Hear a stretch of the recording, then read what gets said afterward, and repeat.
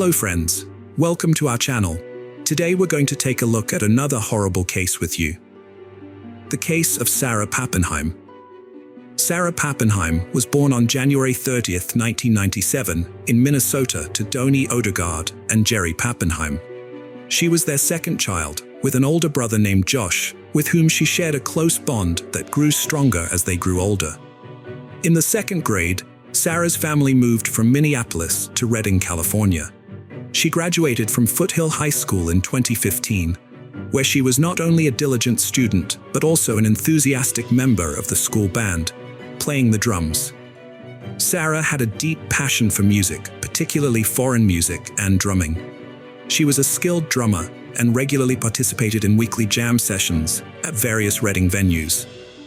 Her drumming skills stood out, and she was a rare female presence on stage. At 18, Sarah returned to her native Minnesota with her mother and brother, following her parents' divorce. She continued to play drums at various Minnesota venues, which eventually led her to meet renowned blues guitarist and singer Bernard Allison. He was impressed by her performance, and Sarah began to occasionally perform at his concerts. By 19, Sarah had become a local blues sensation, earning the nickname Ronald McDonald due to her striking, wide smile. Josh's life was deeply affected by his parents' divorce. He had been grappling with depression and mental health issues for years. Those close to him at the time had no idea how desperate his situation would become. On an ordinary day, in February 2016, Dhoni received an unexpected visit from the police. When she opened the door, they asked about her relationship to Josh Papenheim. After identifying herself as his mother, the officers delivered devastating news that would forever change her life. Tragically, 20-year-old Josh had taken his own life, leaving his loved ones reeling from the loss. As Dhoni would later recall, Sarah cried so intensely that her tear ducts dried up. Under Josh's obituary, her message still remains, promising to love her son forever. Sarah and her brother Josh were extremely close. She was devastated by his passing and the fact that he had taken his own life. Rather than letting the pain overwhelm her, Sarah decided to pursue psychology to help people struggling with mental health issues in the future. Sarah had been in touch with Nico Carson, a guy from the Netherlands, for a while. She decided to move there and enroll at Erasmus University in Rotterdam, where she began studying psychology. Nico, being a native speaker, helped Sarah navigate her loss, assisted her with her studies, and supported her in any way possible. Although Sarah was dedicated to her studies and work, her passion for music never faded. She reached out to Bernard Allison, a fellow musician and friend she had performed with in the past, to share her excitement about finally saving up enough money to buy the drum kit she had always dreamed of owning. In January 2017, Bernard Allison went on tour in Europe with his band. On Sarah's 20th birthday, January 30th, she attended his concert in Germany with Nico, and as soon as Bernard saw her, he invited her on stage to play the drums alongside him, just like they used to do. Sarah lived in a third-floor apartment in a complex just a mile from the university in Rotterdam. As 2018 drew to a close, she was looking forward to spending Christmas back home in the United States. Her flight was scheduled about a week before New Year's Eve. But everything took an unexpected turn on December 12th. Dhoni Odegaard's heart sank when she saw a police officer standing on her doorstep, a sight that brought back painful memories of 2016, the year her son passed away. As the officer began questioning her about her daughter, her legs started shaking uncontrollably. She instinctively knew what the officer was about to tell her, yet she couldn't bring herself to accept the devastating news. The officer, convinced that he was speaking to Sarah Papenheim's mother, delivered the heartbreaking news. Her daughter had passed away. Dhoni felt like she'd been punched in the gut. The news was too much to bear, and she lost consciousness. This tragedy was all too familiar. She had lost her 20-year-old son just a few years ago, and now her 21-year-old daughter was gone too. The girl lived in a third-floor apartment in a complex where most residents were students. For the past year, Sarah had rented an apartment there and shared it with Joel Schelling, a fellow student and talented double bass musician like herself. Their shared passion for music brought them together. Sarah was an outgoing and cheerful person, unlike her roommate Joel, who had a short temper and occasionally quarreled with her. Despite his difficult behavior, Sarah was loyal and didn't want to abandon him to his problems, possibly because she remembered what had happened to her brother. 6 days before her death, Sarah confided in her friend Adam Pryor in Wisconsin, expressing fear of Joel, who had told her he intended to harm 3 people he disliked. A couple of days before she passed away, Sarah also spoke to her mother on the phone, sharing her growing concerns about Joel's behavior. Her mother advised her to find a new place to live immediately and to keep her distance from Joel until she moved out. On Wednesday, December 12, 2018, at 12:20 p.m., Sarah and Joel got into a loud fight at their apartment, which prompted their next-door neighbors to call the police. When the police arrived, they found Sarah lying on the floor, unconscious and suffering from multiple stab wounds. Despite attempts to revive her, Sarah sadly died. Joel, her roommate, was not present at the scene. It seemed he had fled, and the police launched a search for him.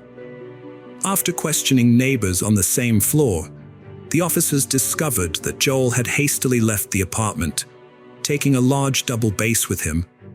This unusual detail was included in the description sent out to authorities less than 2 hours after the crime. The police eventually tracked down 23-year-old Joel Schelling at Eindhoven train station, about 60 miles from Rotterdam.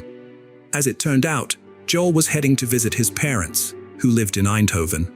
During the train ride, he called his mother and confessed to killing Sarah.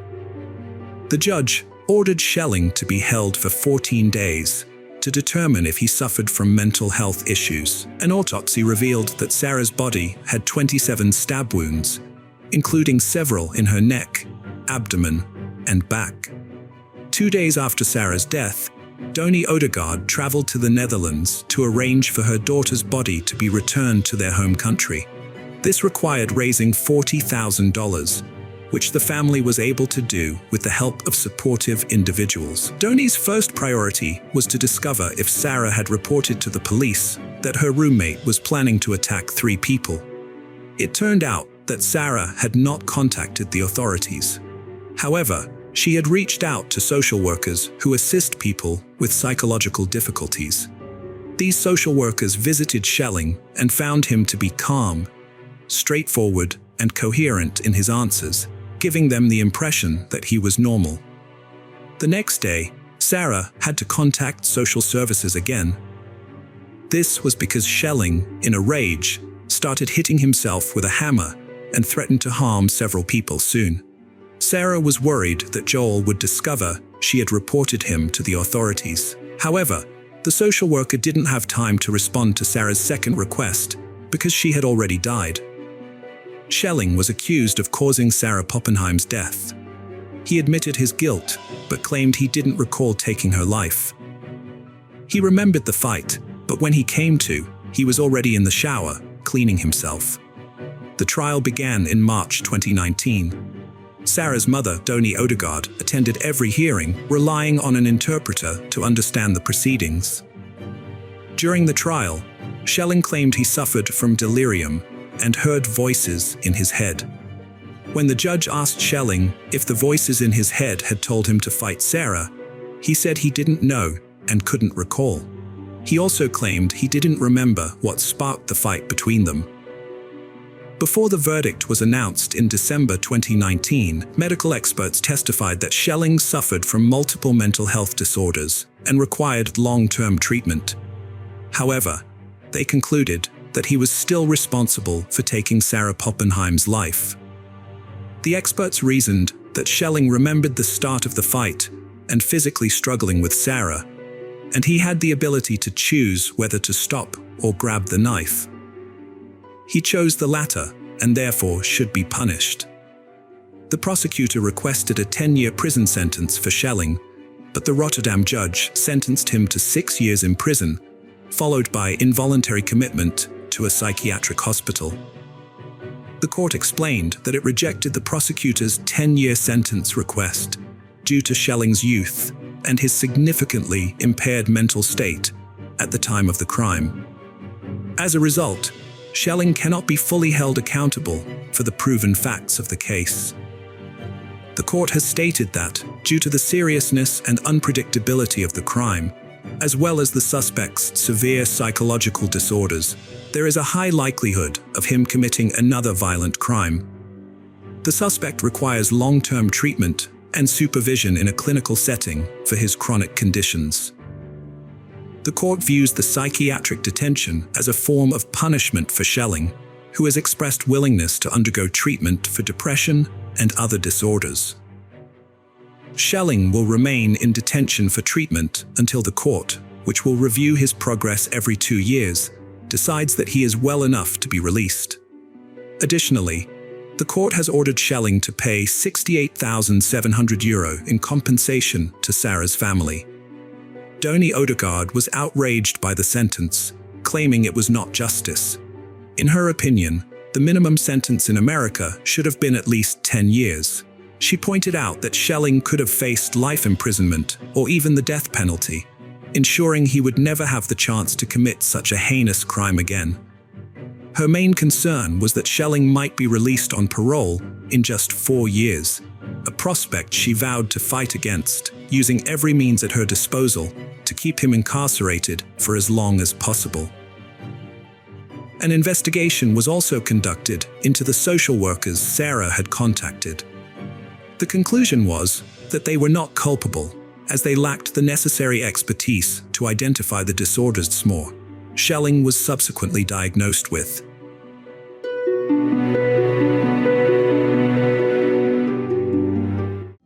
The case of Diane Holick. Diane Holick, a 43-year-old senior executive at IBM, was known for her reliability. So when she missed a scheduled work call on the morning of November 16, 2001, her colleagues were immediately concerned. Unable to reach her, they alerted the police, asking them to check on her at home. The officers' discovery at her house was gruesome. Born in 1958 in New York City, Diane was a driven person who had built a successful career at IBM, one of the world's largest hardware and software companies. Over 20 years, her hard work had earned her a senior position, allowing her to work from her home office in Austin, Texas, where she had moved in 1996. Diane lived a luxurious life in the suburbs, hosting wine-tasting parties, frequenting expensive restaurants and dance clubs, and engaging in charity work. She was also trying to improve her personal life. In mid-November 2001, a severe storm warning was in effect in Texas, bringing torrential rains and tornadoes to Austin. On the morning of November 16th, Diane worked from home, but her company had scheduled a work call. Despite having multiple phones, including her home phone, she stopped answering all of them. Her colleagues left messages asking her to call back, and they soon became concerned when she didn't respond. They contacted the police department and requested that someone be sent to Diane's house to check on her welfare. When the officers arrived, Diane's neighbor, who had a spare key, noticed their presence. The police entered the house, where they were met with complete silence, broken only by the sound of dogs emerging from the kitchen. As they received no response from Diane, they began to search the house. In the second-floor bedroom, they made the grim discovery of Diane Holick's lifeless body.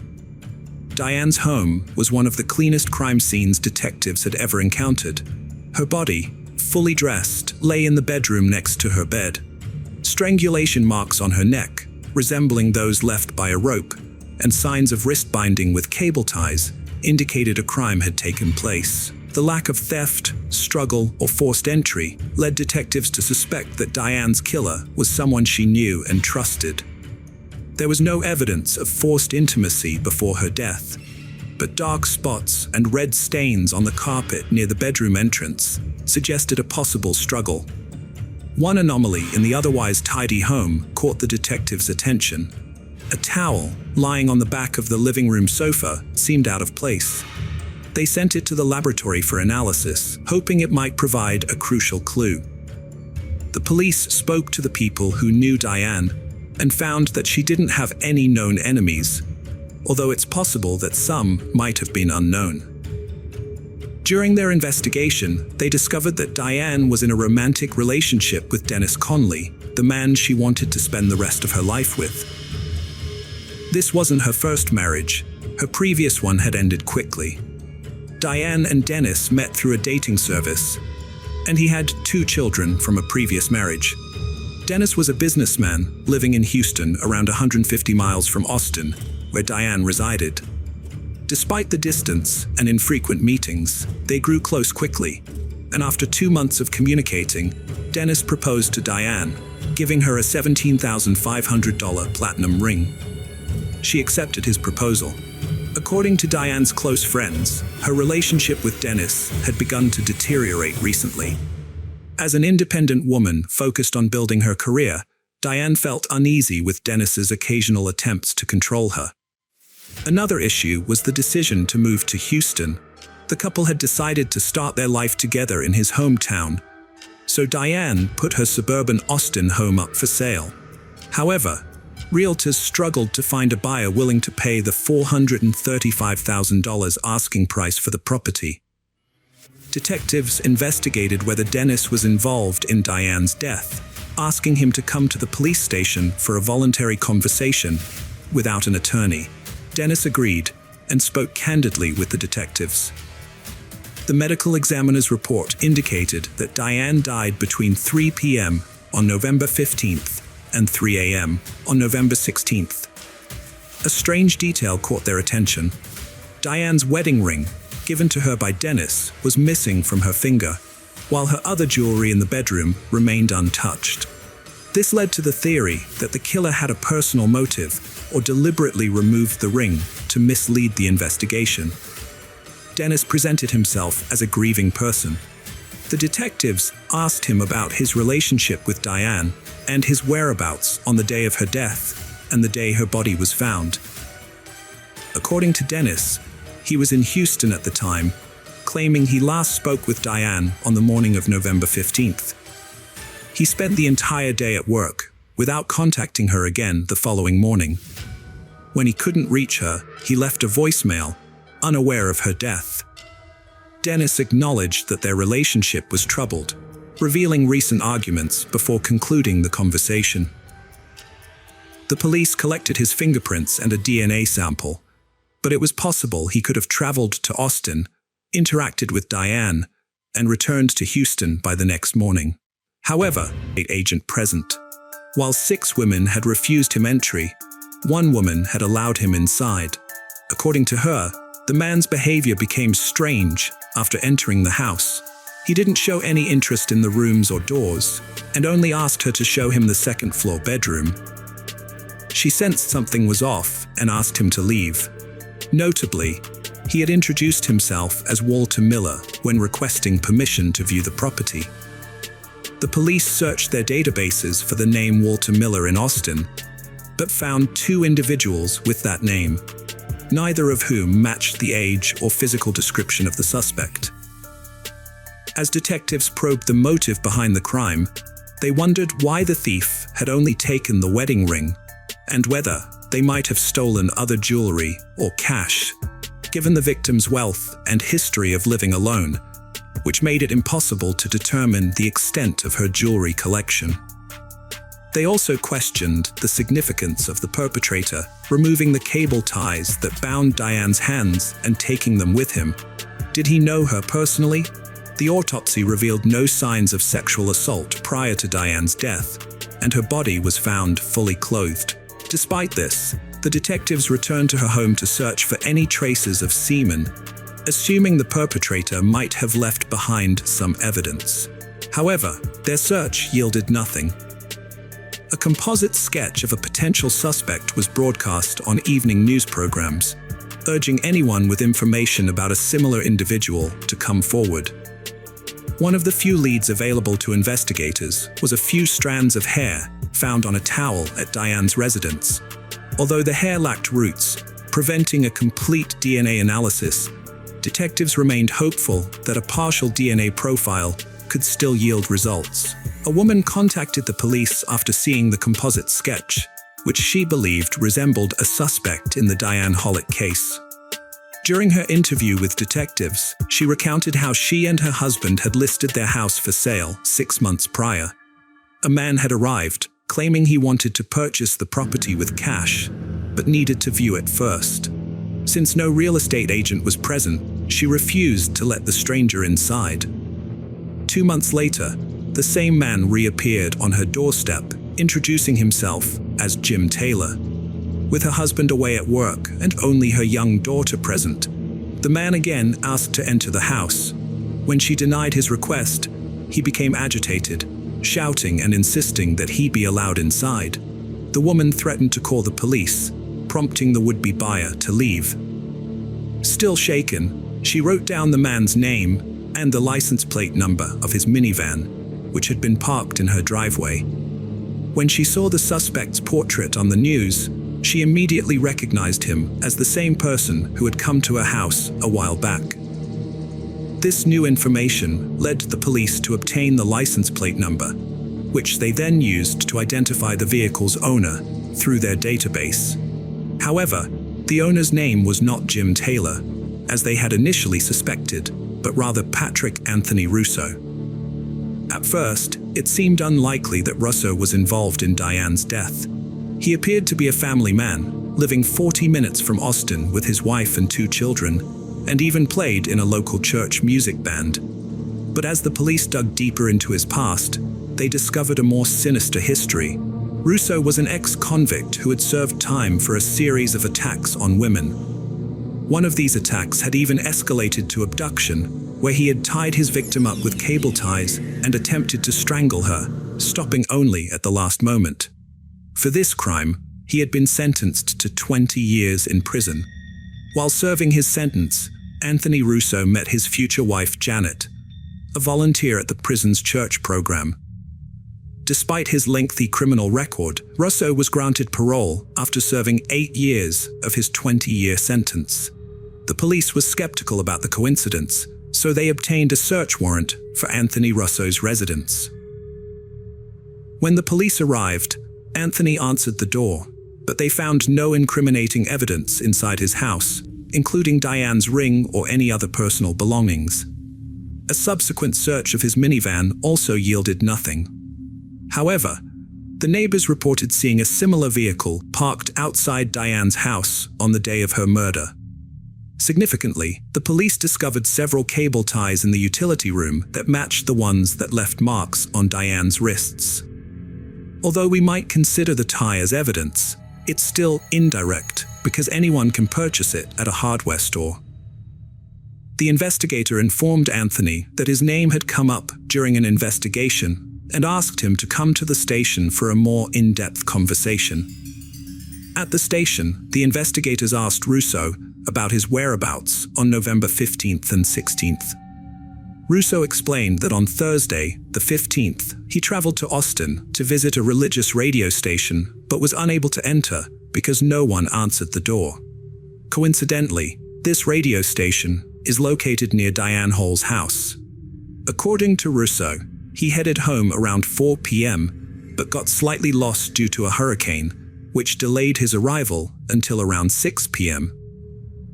When the police questioned Russo about his intentions to purchase a house, he claimed he had never browsed any properties for sale. This response proved to be pivotal, as it would later have significant repercussions. Upon being shown a photograph of Diane, Russo remained expressionless and denied ever having met her.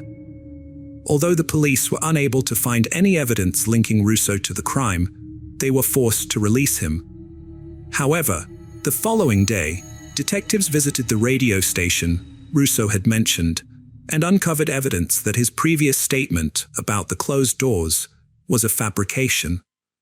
The employees at the station revealed that they had not closed the doors, as a large crowd had gathered in the lobby due to an approaching tornado.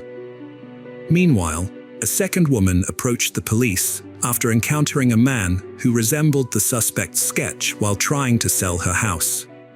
When the stranger came to her door, With a pamphlet featuring local house listings, including her own, she let him in to view the property under the pretense that he would make a cash offer.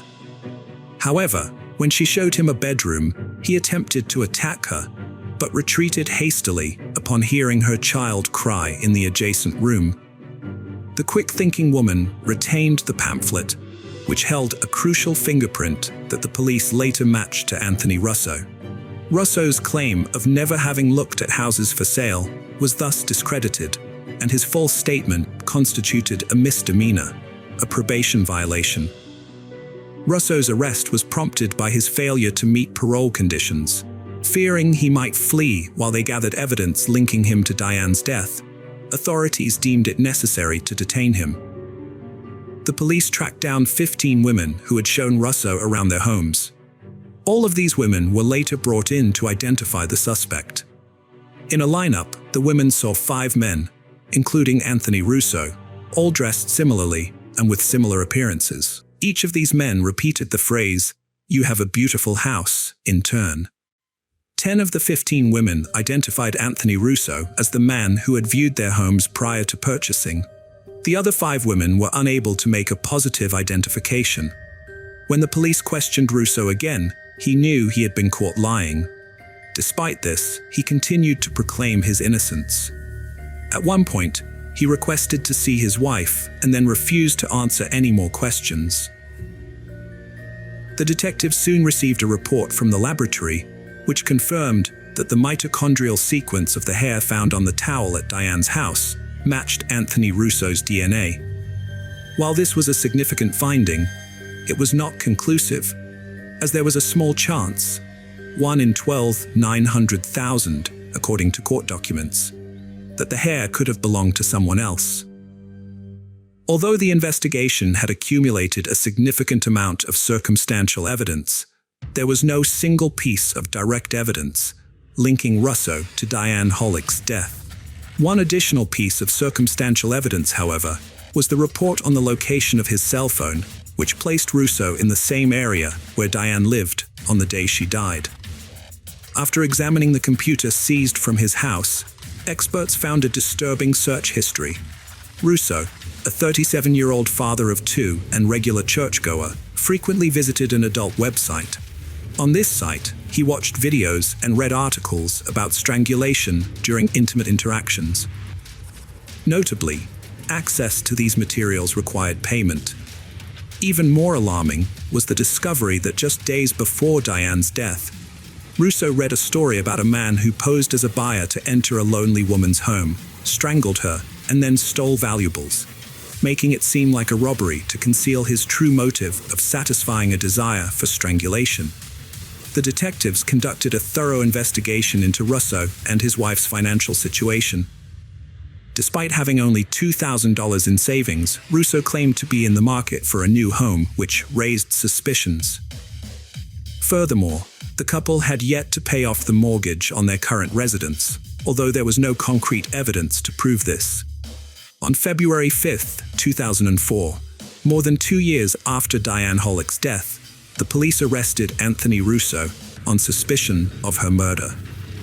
During his trial, 14 women took the stand, testifying under oath that Russo had approached them about purchasing a house. Several of these women reported that Russo had visited them on the day of Diane's death, although they refused to let him into their homes.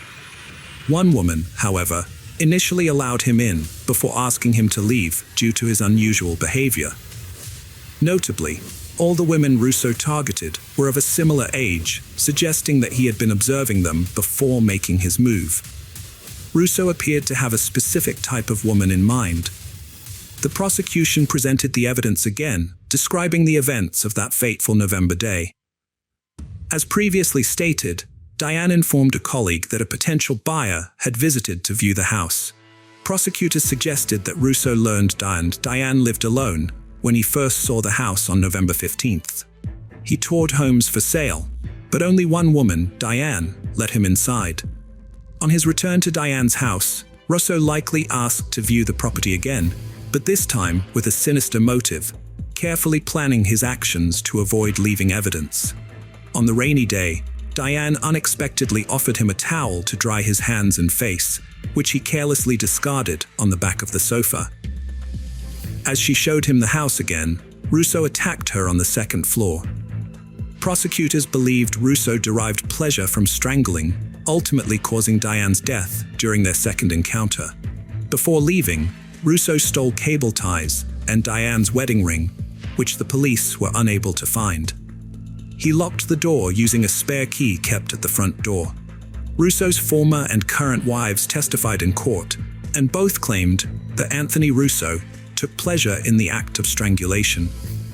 It's notable that this was not his first offense, as he had a prior conviction for a similar crime. After deliberating for 11 hours, the jury found Patrick Anthony Russo guilty, and the court sentenced him to life in prison. Despite his history of criminal behavior, Russo never admitted to his guilt. He will become eligible for parole again and can file his first parole petition in 2044, at which point he will be over 80 years old.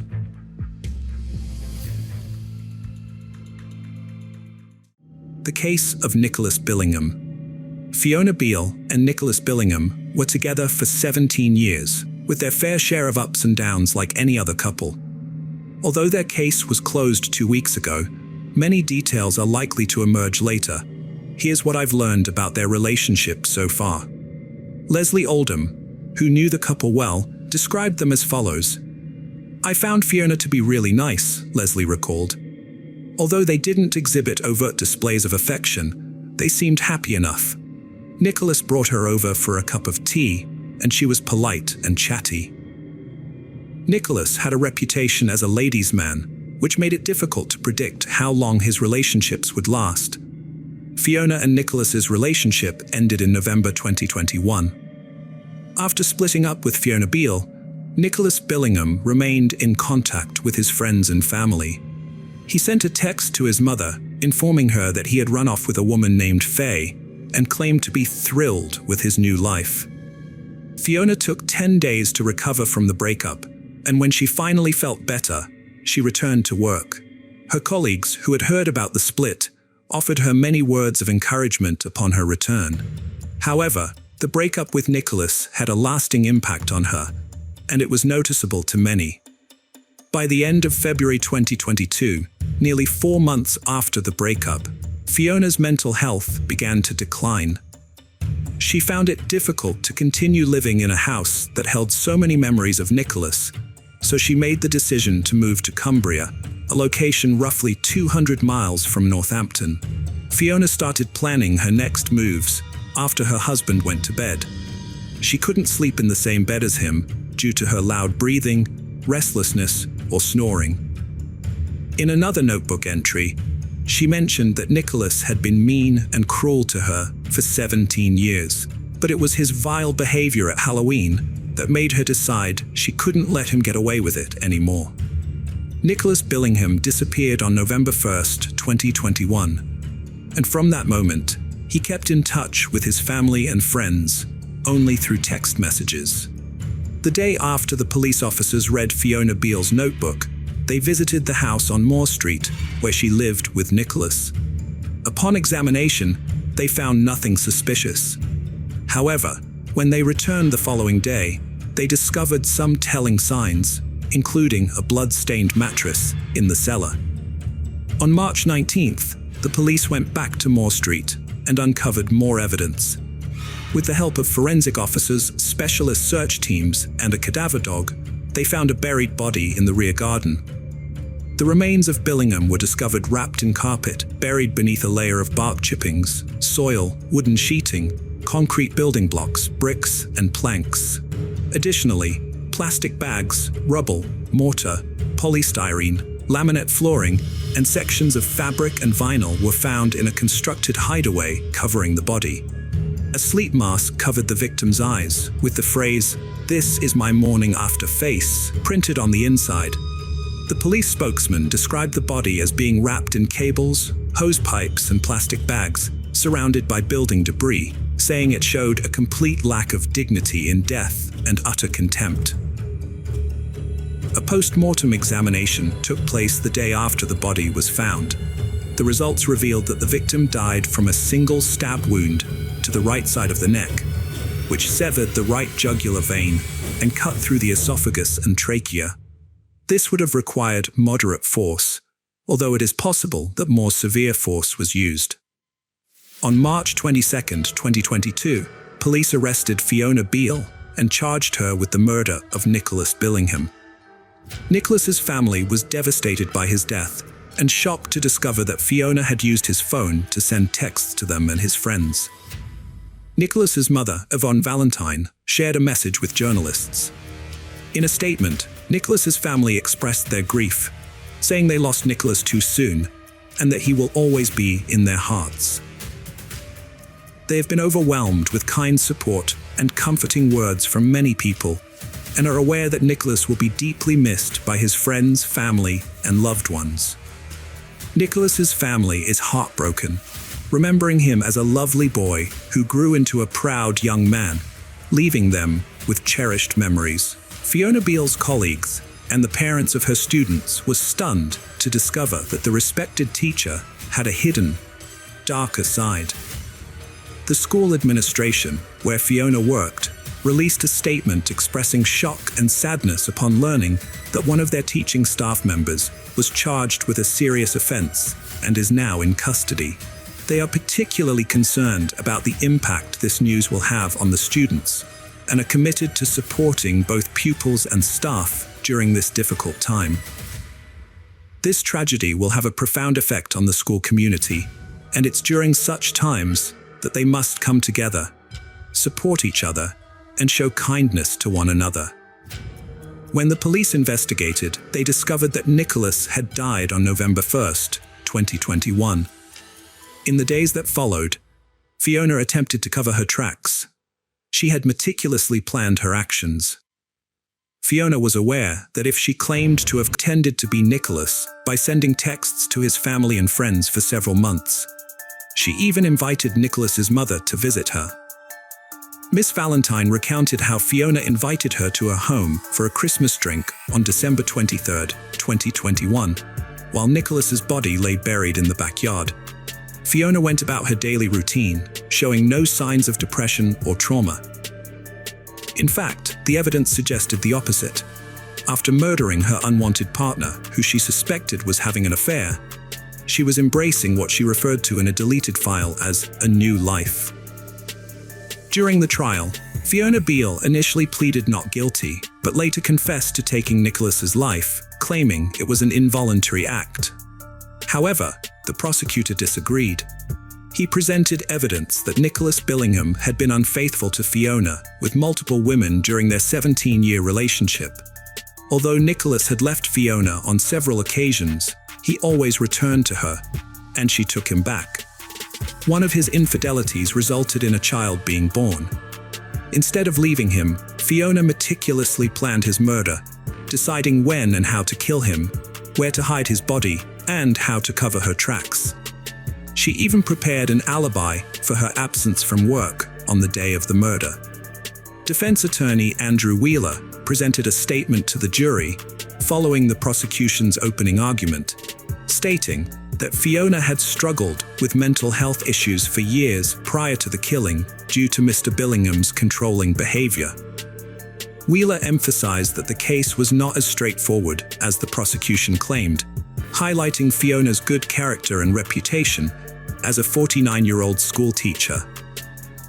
Wheeler acknowledged that Fiona unlawfully killed Nicholas Billingham, but emphasized that the case revolves around her mental state at the time.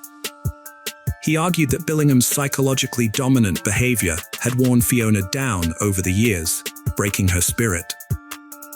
The court was informed that Fiona Beale has no clear recollection of the actual event. After visiting London, Fiona continued to send messages to the head teacher, claiming she was ill. In March, the concerned head teacher reached out to Fiona's mother, who revealed that Fiona had told her she was going on a school residential trip. The head teacher then notified the police, reporting Fiona as missing. The Cumbrian police traced Fiona to a rented address near Kendal, but she insisted she just wanted some peace and quiet, and did not want her family to know her exact location. The officer relayed this message to Fiona's mother, but 3 days later, the authorities returned to the lodge after Fiona sent her family a message apologizing and expressing her love for them. Eventually, Fiona Beale altered her initial statement and fully acknowledged her guilt. At Northampton Crown Court, she shared details about her personal life and career with the jury, claiming that Billingham had twice thrown a dinner plate against a wall due to their disagreements over cleanliness. Fiona recalled her university days, during which she was prescribed antidepressants. She described her partner Billingham as caring and attentive initially, but changing gradually over time. At the start of their relationship, Fiona had accidentally left a cloth with cleaner on it, which stained a worktop. Although it didn't seem serious at first, cleaning became a major issue throughout the years. Instead of laughing it off, Fiona would get scolded. When having meals together, Fiona explained that everything had to be exactly as Billingham wanted it. She couldn't pinpoint when this behavior started, but it worsened over time and continued until the end. Even the way items were placed in cupboards was strictly regulated, with everything facing outwards. Fiona claimed that Billingham threw plates of dinner at the wall on a couple of occasions, which made her lose confidence. She mentioned that his behavior started as joking about her not doing something, but eventually turned nasty. Before taking his life, Fiona told Billingham that she would kill him to prevent him from hurting another woman the way he had hurt her. She later accused him of lying to his own family to protect himself, prioritizing his own self-preservation and attempting to show her in a bad light. Nicholas left behind 2 beautiful children who will never have the opportunity to see or talk to their father again. They'll never be able to invite him to special events, have him attend their weddings, teach them to drive, or simply spend time with him. You've taken all of that away from them. Fiona received a prison sentence of 20 years.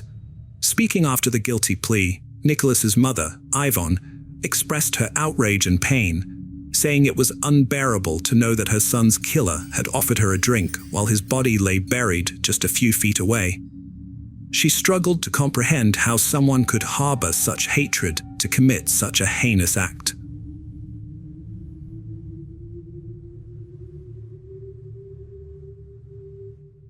The case of Valerie Tiemann. Valerie Tiemann was born on December 31, 1981, in Salem, Virginia. Valerie Joy Harmon was the child of Sarah Jean Sampson Harmon and Jean Allen Harmon. She grew up in Greenville, South Carolina, and graduated from Hampton Park Christian School in 2000. Valerie then earned her cosmetology degree from Bob Jones University. Known for her warm, friendly smile and outgoing personality, Valerie was passionate about drama and speech. She enjoyed music, playing the piano and flute. Using her cosmetology skills, Valerie worked in salons, spas, and pageants, helping others look and feel their best. Valerie met Matt through a mutual friend when she was 22. Despite their contrasting personalities, Valerie was outgoing and cheerful, while Matt was more withdrawn. They made it work. The couple got married in 2004 and initially lived harmoniously in Matt's small house after their honeymoon. However, Valerie's parents soon noticed changes in her behavior. Matt tightly controlled their finances, forcing Valerie to open a separate bank account to save personally. As time passed, Matt's behavior worsened as he sought to control every aspect of Valerie's life and blamed her for all their problems. Valerie endured much emotional pain, but eventually reached her breaking point. After 10 years, she divorced Matt, seeking a fresh start. Luke Tiemann brought a fresh start to Valerie's life, helping her put her past problems behind her. With his 10-year Army background, including service in Iraq and Afghanistan, Valerie saw him as a reliable and loving partner. Her relatives noticed a significant change in her as she became cheerful and smiling once again, just like 10 years prior. The couple got married on June 6, 2014, and began living at Luke's parents' house in Fairfield, Maine, while Valerie's parents resided in South Carolina. After visiting her family in South Carolina, Luke and Valerie returned to Maine, in August 2016. On August 24, 2016, Valerie's mother, Sarah Jean Harmon, had her last conversation with her daughter through text messages. Around that time, Luke had started chatting with a woman on Facebook and was seen with her by several people. On the night of August 24th, Luke and the woman were intimate, and it appears that Valerie discovered their infidelity that night. On August 25, 2016, Valerie called Luke 31 times within a 5-hour span. A mutual friend of the couple contacted Valerie via Messenger, informing her that Luke was involved with other women and claiming they were separated. Valerie responded with several messages, expressing her heartbreak and conveying that God had a plan and that Luke would never find a better woman than her, and that he had lost her. On August 26, 2016, Luke Tiemann moved in with the woman he was having an affair with, claiming to her that his wife Valerie had left him for another man. Meanwhile, Valerie's parents, Sarah Jean and Alan Harmon, were growing concerned because Valerie, who had been calling them every week, had suddenly stopped responding to their calls and texts. After a week of trying to reach her, they decided to contact Luke, asking how he and Valerie were doing. The next day, Luke replied, saying they were fine and that he loved her very much. However, another 13 days went by with no word from Valerie, prompting her parents to reach out to Luke's father for help. To their shock, Luke's father told them that Valerie had been missing for about 2 weeks and that they had not seen her. He even asked what to do with her belongings. When Alan confronted Luke about why he hadn't told them about Valerie's disappearance, Luke claimed he was waiting for Valerie to contact her parents herself, as he didn't want to speak poorly of her. He repeated the story that Valerie had left him for another man, but her parents knew it was untrue. It was out of character for Valerie, and they were certain she would have reached out to them because she knew they would worry. On September 9, 2016, Alan filed a report with the Fairfield Police Department stating Valerie was missing. The detectives launched an investigation, which began with a visit to Luke Tiemann's parents, where Valerie had been living with her husband. During the visit, they spoke with Luke's mother, Laurel Tiemann, but she claimed to have no knowledge of their whereabouts. As a result, the detectives left without gaining any new information. Valerie's parents had always thought it was difficult for their daughter to live with Laurel, who they saw as overbearing. 2 weeks after Valerie's disappearance, Laurel packed all of her belongings into garbage bags. This action clearly reflected Laurel's attitude towards her daughter-in-law. She seemed unconcerned about Valerie's well-being and was primarily motivated by a desire to clear the house of her belongings. The police were searching for Luke Tiemann to ask him some questions, but he was nowhere to be found. They went to his home, but he wasn't there. And his parents claimed they didn't know his whereabouts. However, 5 days after Valerie's disappearance, Luke unexpectedly contacted the police himself, stating that he was aware they wanted to speak with him. During the conversation, the detectives asked him about Valerie and the last time he saw her. Luke's response was peculiar. He explained that, about 2 weeks prior, he and Valerie had stopped by the local Walmart to purchase some groceries. While he went inside the store, Valerie stayed in the car. When he finished shopping and returned to the vehicle, Valerie was gone. Luke claimed that he tried to reach her by calling and texting, offering to take her back. He also revealed that his marriage to Valerie was on the verge of collapse. According to him, Valerie had mentioned another man during a conversation, leading him to believe she was having an affair. Despite this, Luke didn't know the man's identity or address, and he assumed Valerie had left him for this unknown individual. Valerie's family, however, insisted she had never mentioned anyone else besides Luke Tiemann in her life. The police made a public appeal through the media, releasing a photo of Valerie and asking anyone who had seen her in the recent weeks to come forward with information for the detectives. The circumstances surrounding her disappearance from the Walmart parking lot including her belongings being found in garbage bags, seemed suspicious. It was also unclear why Luke Tiemann, Valerie's husband, had made no effort to search for her, possibly due to being preoccupied with another woman. Investigators visited the Walmart where Luke and Valerie had been on the day of her disappearance, where they reviewed the surveillance footage. Despite searching for over an hour, they found no evidence of Luke, his red pickup truck, or Valerie on any of the recordings. This discovery revealed that Luke had lied to the police and that he was hiding something.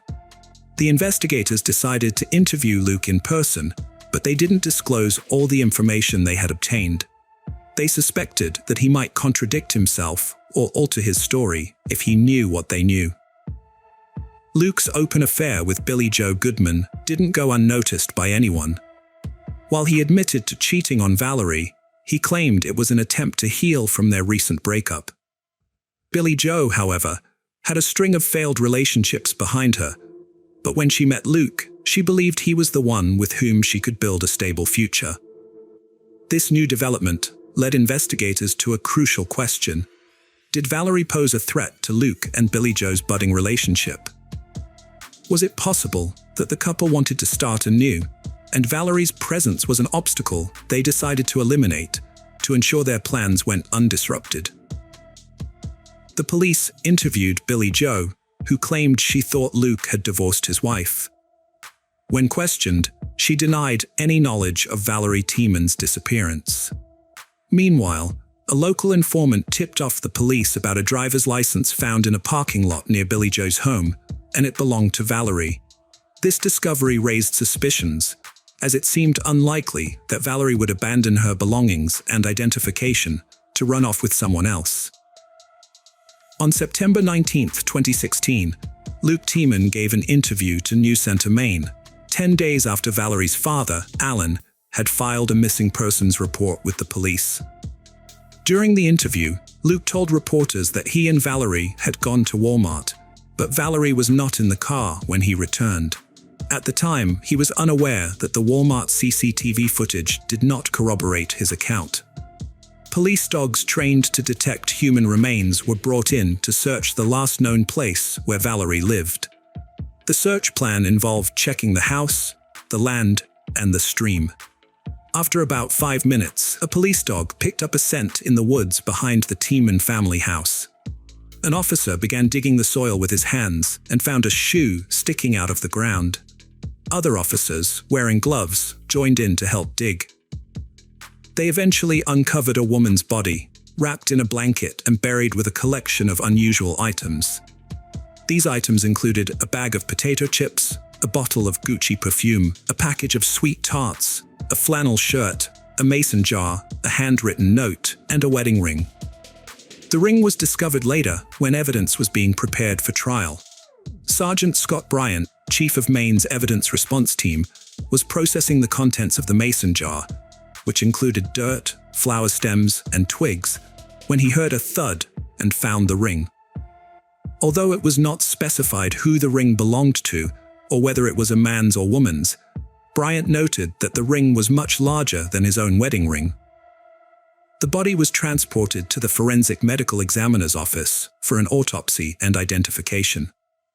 Unfortunately, Sarah Jean and Alan Harmon received the devastating news that every parent fears the most. The body discovered behind the Tiemann family house was identified as their daughter, Valerie. Valerie lived in the house with Luke, as well as his parents and younger brother Sam. The detectives searched the barn and found landscaping tools that belonged to Sam, which were used to dig the burial site where Valerie's body was found. They also discovered a device related to illegal substance use. Further investigation revealed that Sam Tiemann had a history of using illegal substances, which Valerie had confided in her parents about during her visit to South Carolina. The police had to investigate whether Sam Tiemann was involved in Valerie's death. During a search of Luke's parents' bedroom, investigators discovered a .45 caliber handgun that Luke Tiemann had purchased in 2015. Despite this, Luke's parents claimed to have had no knowledge of Valerie's burial near their house, which seems unlikely. Around the time Valerie's body was found, investigators also discovered Luke with his new girlfriend, Billie Joe. Luke Tiemann was arrested and taken in for questioning. He told investigators that Valerie had died from an overdose on August 25th, about a month prior, due to her use of illegal substances. According to Luke, he didn't inform Valerie's parents about her death because he wanted to spare them the knowledge of her drug use. Instead of calling 911, he left her body in bed until evening, then wrapped her in a blanket, added a note, and buried her in the woods behind the house with the help of his brother Sam. According to Luke, Valerie did not have any physical injuries before she died. However, the autopsy results revealed that Luke was not telling the truth. Although Valerie's blood showed no traces of banned substances, it did contain prescription drugs. But that was not the most astonishing finding. Valerie died from 2 gunshot wounds, one to the head and the other to the neck. The ballistics examination indicated that the bullets removed from Valerie's body came from a .45 caliber handgun. Significantly, this handgun matched the one found by investigators in Luke's parents' bedroom during a search.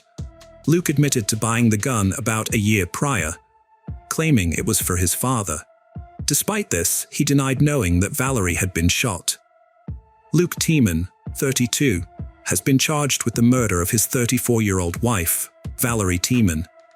Although his parents and younger brother were investigated, no evidence was found to implicate them.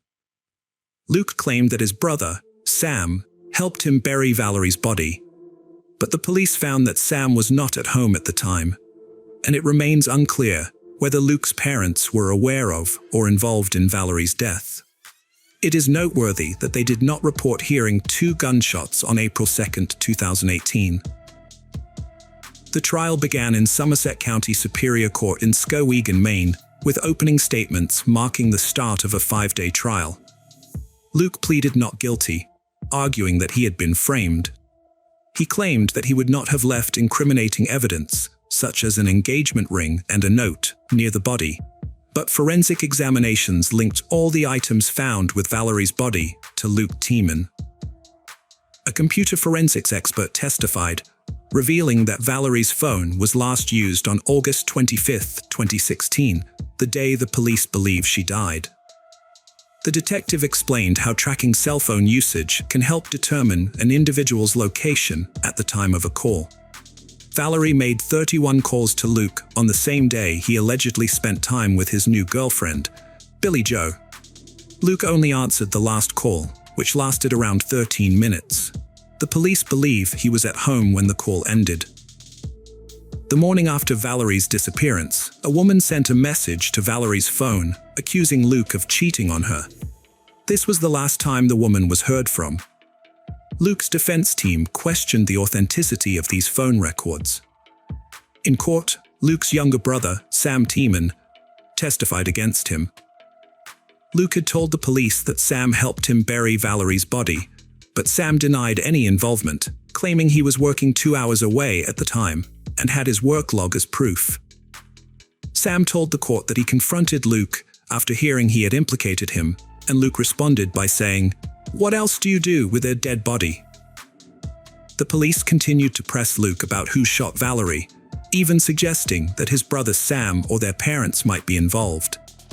Luke insisted that they were incapable of such an act. The officers wondered if Luke might have blacked out due to his PTSD, which he had previously claimed would sometimes cause him to become enraged and forgetful afterwards. Several witnesses called by the prosecutor testified in court about the private lives of Luke and Valerie Tiemann. They gave detailed accounts of how the couple frequently used significant amounts of illegal drugs. Additionally, they stated that Luke had informed people he was getting a divorce around the same time Valerie went missing. Luke's former girlfriend, Jackie Spencer, revealed to the jury that she had a close relationship with the couple and had even served as the maid of honor at their wedding. She stated that she had personally witnessed Valerie and Luke using various illegal drugs together.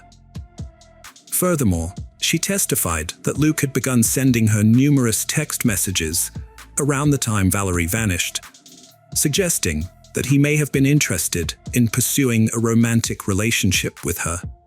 The jury was shown evidence from the crime scene, which included a video that depicted the approximately 3-minute walk from where Valerie's body was discovered to the Tiemans' home.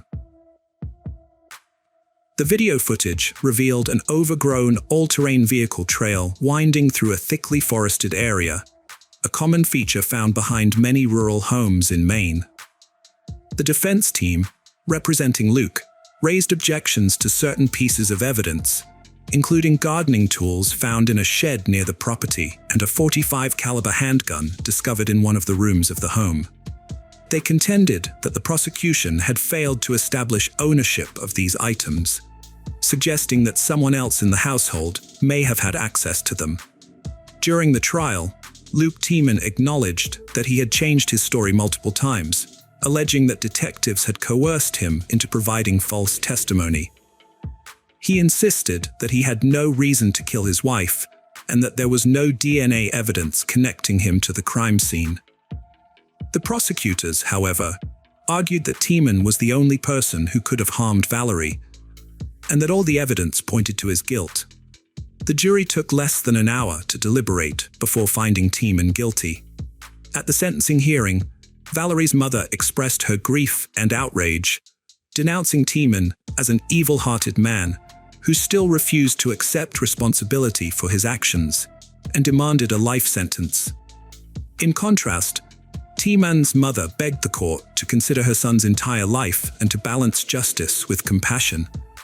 Ultimately, Tiemann received a 55-year prison sentence, which was longer than his family had hoped. Despite later changing his testimony again while incarcerated, this did not have a positive impact on his case.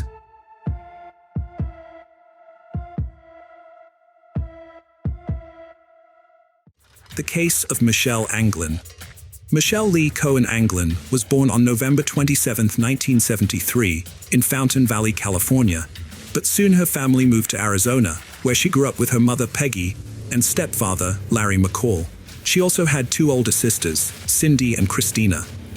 At around 20 years old, Michelle started dating Hudson England, and they gradually fell in love. When Hudson proposed, Michelle accepted without hesitation. In late 1995, the couple got married in the presence of their families and friends, planning a honeymoon and their future together. However, tragedy struck just 4 months after the wedding, changing Michelle's life forever. Michelle's mother, Peggy Cohen McCall, a realtor herself, inspired Michelle to join the industry. According to the Arizona Association of Realtors, there are no mandatory safety measures in place for Arizona realtors. Nevertheless, many builders and agencies provide them with various resources and safety tips to help them stay safe on the job. When Michelle was at the office, her family members, including her husband, sisters, and mother, would typically get in touch with her using her work phone. Whenever she was out showing houses to clients, Michelle would always carry a pager with her so that her family could reach her if needed. However, on February 9, 1996, Michelle failed to respond to her loved one's calls and messages, which was unusual behavior for her. Normally, she would let someone know about her plans to show a house to a potential buyer. The job of a realtor comes with significant risks, often higher than those in other professions. Realtors can be attractive targets for predators because they often work alone and sometimes show properties in remote areas. Experienced realtors are well aware of the dangers associated with this job. Predators may lure them to an isolated location, such as an empty house with no nearby neighbors, under the guise of wanting to buy a property. In reality, they have a different motive. When a realtor finds themselves alone in an empty house with such an individual, the situation can quickly turn bad. To avoid potential risks, realtors are cautioned to maintain a safe distance from clients, stay near the front door, and leave immediately if they sense anything unusual. This is why Michelle's family became worried when they couldn't reach her during the day. Michelle's sister, Cindy, was dating a Phoenix police officer. Concerned about her sister's safety, Cindy asked her boyfriend to perform a welfare check at Michelle's workplace. When he arrived, he found Michelle's car parked outside, but upon inspecting it, he didn't notice anything out of the ordinary and assumed Michelle was working in the office. However, when he entered the office, he was surprised to find no one there. The lights were on, and music was playing, but what he saw next raised concerns. Michelle's purse and pager were left on the table, unlocked, with no signs of struggle or explanation for her sudden departure. That evening, Michelle's family filed an official missing persons report with the police.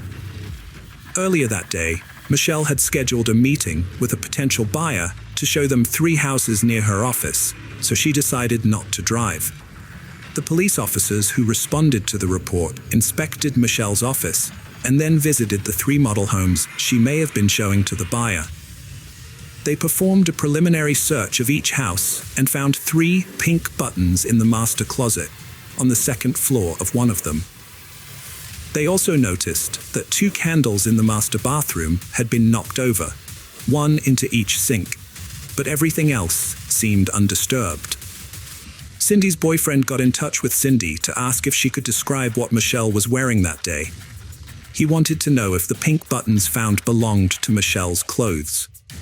Unfortunately, Cindy couldn't recall what Michelle had on that day. The officers were convinced that the buttons belonged to a woman due to their color.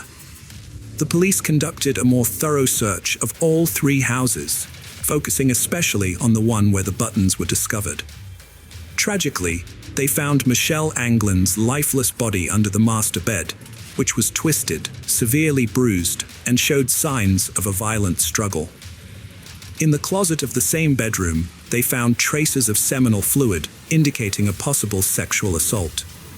Further investigation revealed broken ceramic candlesticks, pieces of Michelle's clothing, paint, and plaster chips under the bed, as well as in the master bathroom. However, the autopsy revealed no evidence of forced intimacy before Michelle's death. The forensic expert concluded that the perpetrator had attempted to undress Michelle, but she resisted, leading to a violent struggle. Michelle was ultimately strangled, as evidenced by 3 bruises on the left side of her neck and 1 on the right side. According to court documents, a fierce fight took place between Michelle and her attacker in the master closet and bathroom. The master closet contained buttons and seminal fluid, indicating a significant struggle. Additionally, the master bathroom area had damaged candles and candlesticks, while both the bathroom and under the master bed had paint and ceramic chips. These findings demonstrated the extent of the violence. Michelle's clothing was torn and intertwined, suggesting that the perpetrator had forcibly ripped it from her body. She suffered numerous abrasions and bruises on various parts of her body, and her injured hands and wrists indicated that she had been struggling to defend herself. Michelle's mother, Peggy Cohen McCall, reflected on her daughter's tragic death, saying, "She thinks about her every day." However, instead of remembering the good times, she can only recall the bad times and the fear Michelle must have felt in her final moments. Peggy Cohen McCall was not present to comfort her daughter and alleviate her fears. Following her daughter's death, Peggy Cohen McCall claimed she lost her job due to speaking out about the dangers faced by women working alone at open houses and model homes. The police's first port of call in their investigation was Michelle's husband, Hudson England. This was a routine step, as the police always consider the possibility that a family member might be involved in a crime. Michelle's family didn't think Hudson was capable of taking his wife's life, given that they had been married for just 4 months and seemed happy and in love. However, it's worth noting that a short marriage doesn't rule out the possibility of foul play, as seen in the tragic case of Krista Alexander, who was found dead just 4 months after her wedding. The investigators interviewed Hudson, and he appeared genuinely shaken by Michelle's death. He readily shared his whereabouts and activities on the day of her murder. According to Hudson, he had spent the day visiting car dealerships in search of a family car, as he and Michelle were planning to start a family. The police verified his alibi and found it to be true, which led them to clear him of suspicion. Hudson also told the investigators that he had no idea who might have wanted to harm Michelle and suspected that she might have been attacked by someone she was showing the house to. The police examined Michelle's mobile phone records, which revealed that on February 9th, she was on a call with a fellow sales agent between 3:45 and 4:15 p.m. During this conversation, Michelle mentioned that she had to end the call because a potential buyer had just arrived at her subdivision. The agent tried to return Michelle's call between 4:30 p.m. and 5 p.m., but received no answer. This information allowed the detectives to narrow down the time frame of Michelle's attack. However, they still needed to identify the identity of the potential buyer she was supposed to show the model homes to. Unfortunately, Michelle did not mention the man's name during her phone conversation with the fellow agent, nor did she record his name in her work notes. The police lacked immediate leads on the mysterious potential buyer due to lack of information. To generate leads, they sought out witnesses, interviewing residents in the area where Michelle was attacked. A local resident, who coincidentally arrived home from work between 4:45 p.m. on February 9th, reported seeing a white man descending the steps of one of the 3 houses for sale. This witness also noticed a black, older model Chevrolet pickup truck with California license plates in the house's parking lot. Additionally, prospective buyers who visited the subdivision between 4 and 4:30 p.m. that day recalled seeing a man walking from the direction of the 2nd and 3rd model homes. They also reported that candlesticks in the 3rd model's master bath had been knocked over into the sinks. The police made a public appeal through the media, seeking any relevant information about the case. They shared details about Michelle England's attack, hoping for clues, and fortunately, this effort was successful. Kim Ramos, a young real estate sales associate, contacted the police on February 9th, the same day Michelle's lifeless body was found. Ramos reported that at around 2 p.m. that day, she had met with a potential buyer who drove an old black Chevrolet pickup truck. The truck caught her attention because it seemed out of place with the $500,000 house the client wanted to buy, suggesting a more modest lifestyle. The client asked Ramos to accompany him to a 2-story house to answer some questions. Although she went with him, she was cautious due to his invasion of her personal space, walking too close and touching her hand several times. She also thought his questions about the tiled floor and the option of a 4th bedroom and den were unconvincing. Ramos asked the client to fill out a guest registration card, which he completed, listing his name as James Adams and providing his home address and phone number. Later, police officers arrived at the address and saw an old black Chevrolet pickup truck with California license plates. Although 32-year-old James Van Adams, the truck's owner, was not home, the police took pictures of the truck and showed them to Ramos. She confirmed that it was the same pickup truck driven by the suspicious client she had met earlier that day, just before Michelle England's death. When investigators looked into James Van Adams's past, they were surprised by what they found. He was married and had a child, but he and his wife were currently going through a separation. Adams had a criminal record, having been convicted in California for a crime he committed in 1990. Melissa Cunningham, a petite 5'4" sales agent weighing 102 pounds, was working alone at a new apartment complex when Adams approached her. He asked her to show him around the model homes that were still under construction. Specifically, he was interested in a 2-story model with a master bedroom and bathroom upstairs. Melissa spent a few minutes with Adams in the upstairs master bedroom and bathroom. As they made their way back down the stairs, Melissa, who was leading the way, heard 2 thuds that sounded like footsteps. She felt a sudden push and fell to the floor below. Adams quickly apologized, claiming he had tripped on a nail, which they both looked for as an explanation for the incident. Adams grabbed Melissa from behind, wrapping one hand around her neck and choking her while twisting her head to the left with his other hand. He threatened to break her neck if she screamed. He then dragged her down the hallway into the kitchen, threw her to the floor, and started tearing off her clothes. Luckily, Melissa managed to escape. She memorized the license plate of Adams' truck and contacted the police. Adams was soon arrested and spent only 2 years in prison for the attack. When investigating Michelle England's death, it didn't take long for detectives to discover Adams' previous failed attack. They obtained a search and arrest warrant, returned to Adams' home, and took him in for questioning. However, he refused to talk and appeared nervous, with injuries under his eye.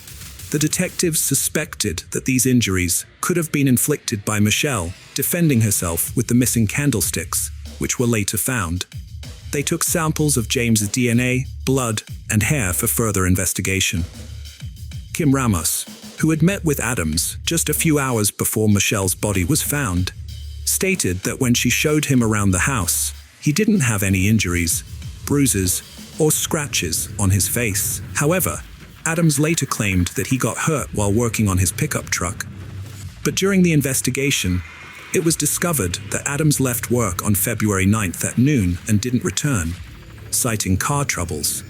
His employer and colleague testified that when they saw him next, he had a facial injury and a black eye that hadn't been there on February 8th or 9th.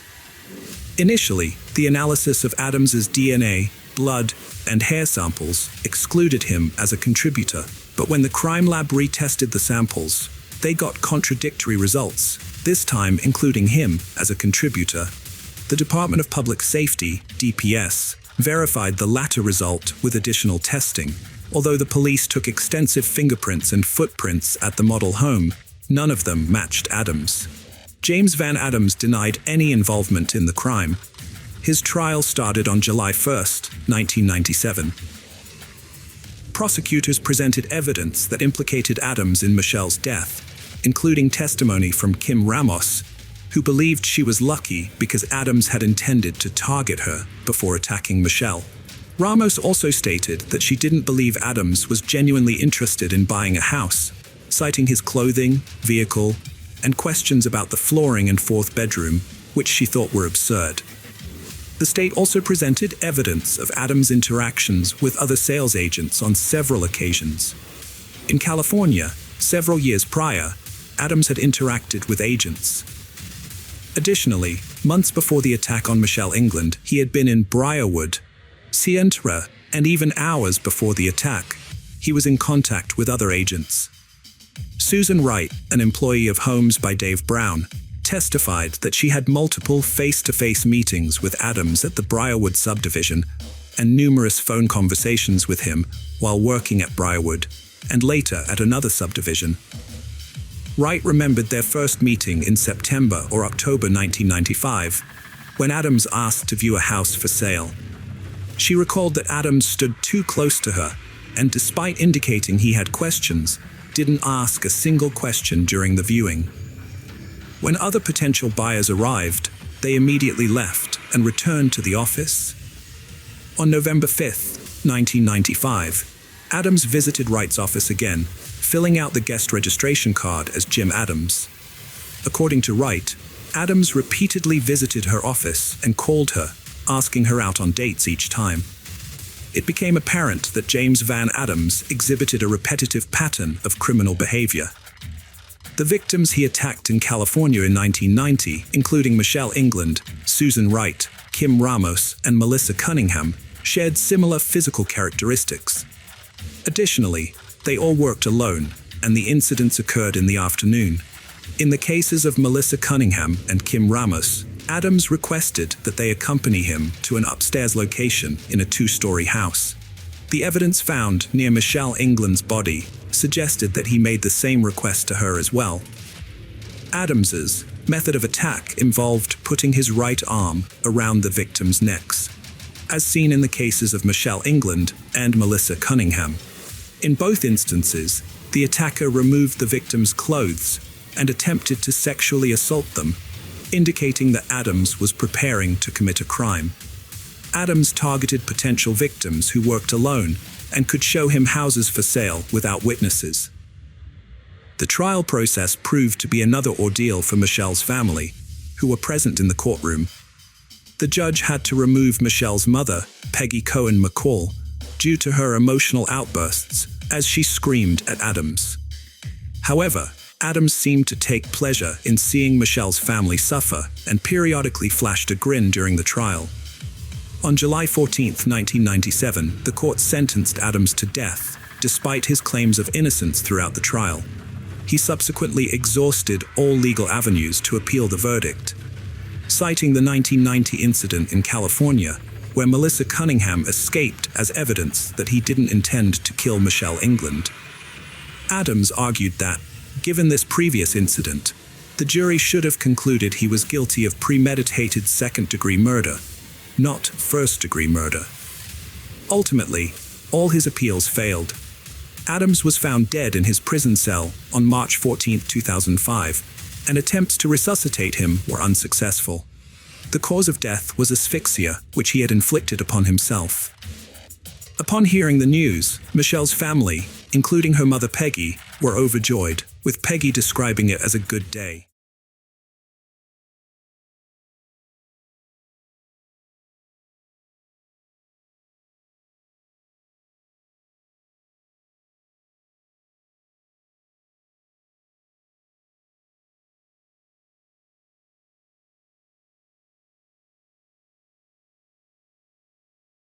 The case of Christina Carlin Craft.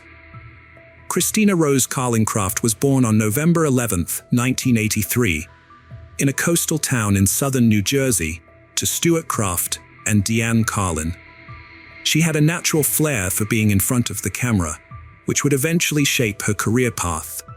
After graduating from high school in Linwood in 2000, Christina worked as a waitress in southern New Jersey, and later at the Borgata Hotel Casino and Spa in Atlantic City for several years. However, her ultimate dream was to become a model, and her determination paid off. She eventually found success in the modeling industry. In her promotional material, Christina revealed that she enjoyed participating in photo shoots featuring high-end lingerie and swimwear. According to Eva Waltz, a friend she met on a 3-day Maxim magazine shoot, Christina was a charming and beautiful woman with a great sense of humor. With dark hair and blue eyes, she embodied the essence of a fashion model. Christina had always dreamed of being on the cover of Playboy. In 2003, while working as a waitress at the Borgata Casino, she met Alex Urtielli. They started dating soon after, and Alex became her supportive partner, never opposing her career choices. After a long-term relationship, they got engaged. The couple stayed together until Christina's death. Christina achieved her goal of becoming Cybergirl of the Month for May 2009 and was invited to the Playboy Mansion. She attended parties at the mansion, gaining entry into the glamorous world. This success marked the peak of her career, and her ambitions soared, especially after meeting Hugh Hefner, whose attention was hard to capture. However, despite this, Christina failed to become a Playboy magazine model. Thousands of girls send their photos to the magazine, but only one is chosen. At 26, Christina was considered too old for the magazine, which typically features younger models. This setback affected her confidence, but she continued modeling. Her extensive portfolio included work with Redken, Maxim, Victoria's Secret, Vanity Fair, and many others. To further her career, Christina moved to New York with her boyfriend Alex. However, not all brands were willing to work with her due to her explicit photo shoot. Christina's career began to decline after her appearance in Playboy, ultimately coming to an end. Overcoming this challenging period in her life was undoubtedly tough, but she always had Alex's support. Known for her elegant appearance, captivating beauty, and scandalous behavior, Christina made headlines in 2016 for causing a scene at the Smith, a restaurant in New York. According to law enforcement sources and court documents, Christina Carlin Craft, 34, and her male companion got into an argument with the manager, Sergei Anakin, on March 6 over their bill. The man refused to pay, and the manager intervened. Witnesses claim Christina was drunk and falsely accused the manager of pushing her. But surveillance footage proved otherwise. She allegedly struck someone in the neck around 10 p.m., causing redness and significant pain. Christina was charged with misdemeanor assault, attempted assault, and harassment. However, the DA offered her a deal, and the charges were dropped on the condition that she remains trouble-free for 6 months.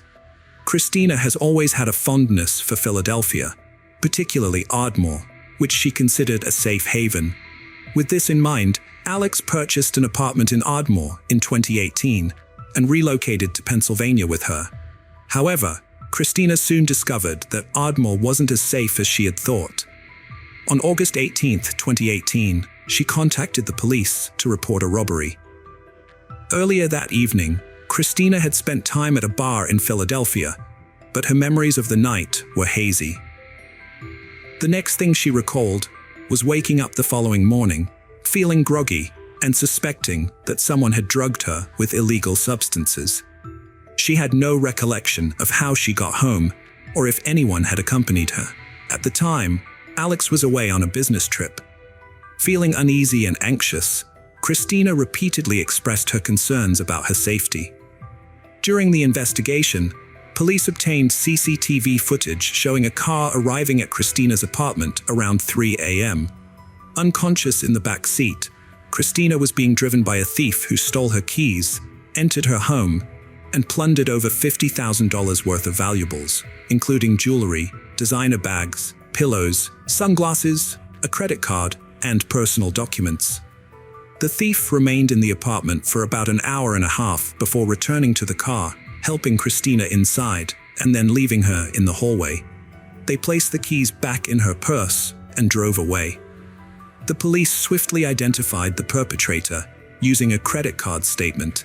The driver was Andre Melton, a man with a prior criminal record.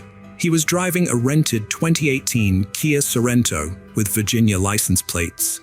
Witnesses reported seeing the same car near Christina's house on August 17th, which was confirmed by police using specialized license plate recognition software. While the police were still searching for Andre Melton to recover Christina's stolen items, a far more serious crime took place. Just 4 days later, on August 22, 2018, Alex Celli called the police, asking them to check on his girlfriend, Christina Carling Craft, as he was unable to contact her and was on his way home. Christina wasn't answering her calls or texts. Upon arriving home, Alex found the apartment door locked from the inside. He then checked the security system, revealing that someone had opened the front door and the balcony door during the night. The police were called to the address and had to force entry by breaking down the front door, which was locked from the inside. Upon entering the apartment, they were immediately met with signs of a crime scene, including visible blood. A body lay on the bed, covered with a blanket. Lifting the blanket, they found a woman who had been severely beaten. Unfortunately, it was Christina Carling Craft, and she was already dead. Her body showed signs of blows all over, and her nose was broken. There was also a strangulation mark around her neck. It was later discovered that Christina had been strangled with her own sweatpants. When the detectives identified the victim, they had to break the devastating news to Alex, who was waiting outside. His beloved Christina was dead. This shocking revelation sparked immediate suspicion, as the people closest to the victim are often implicated in such cases. The police did not dismiss the possibility that Alex might be the perpetrator. Alex and Christina had a long history together, and anything could have transpired between them. It was Alex who had contacted the police station, expressing concern for Christina's safety, only for her to be found dead soon after. These events seemed too coincidental. It was possible that Alex had orchestrated the scenario to divert suspicion away from himself. The investigators requested that Alex accompany them to the police station to answer some questions. He agreed without hesitation. During the questioning, Alex explained that he had an urgent work commitment in New York on August 21st and had planned to return. The following night, August 22nd, at 2:30 a.m., he called Christina to bid her good night, but she didn't answer. Given her habitual wakefulness at this hour, Alex grew anxious. He made several more calls, but Christina remained unresponsive. After reviewing the security system, he discovered suspicious activity in the apartment that night, prompting him to relinquish his business and rush back to Ardmore.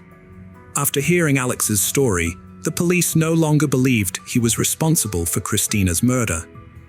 His alibi checked out, and he couldn't have been in two places at once.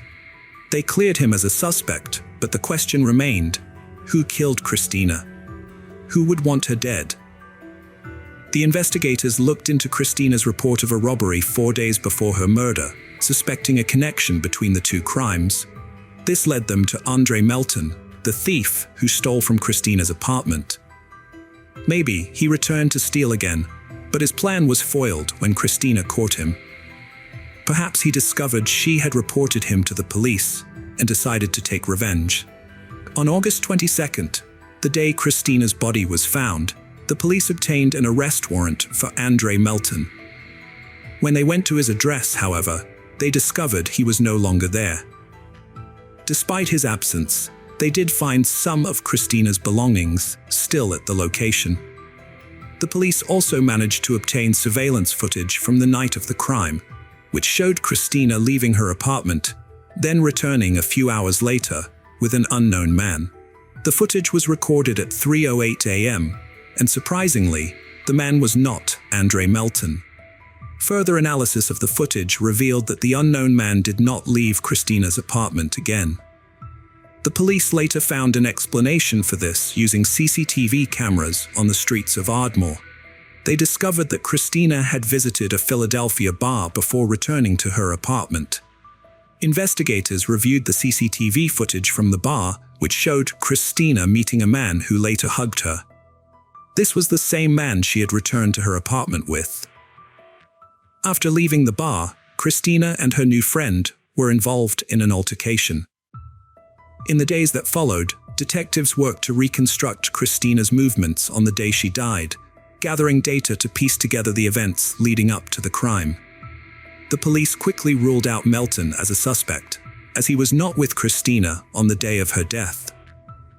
However, it remained unclear whether her death was connected to the earlier robbery or simply a coincidence.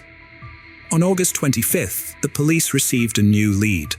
Andrew Sanford, the taxi driver who had driven Christina and her companion that night, came forward. According to Sanford, Christina and the man had hailed him down rather than using the taxi app and had negotiated the fare. Sanford reported that the couple seemed affectionate and did not arouse his suspicion.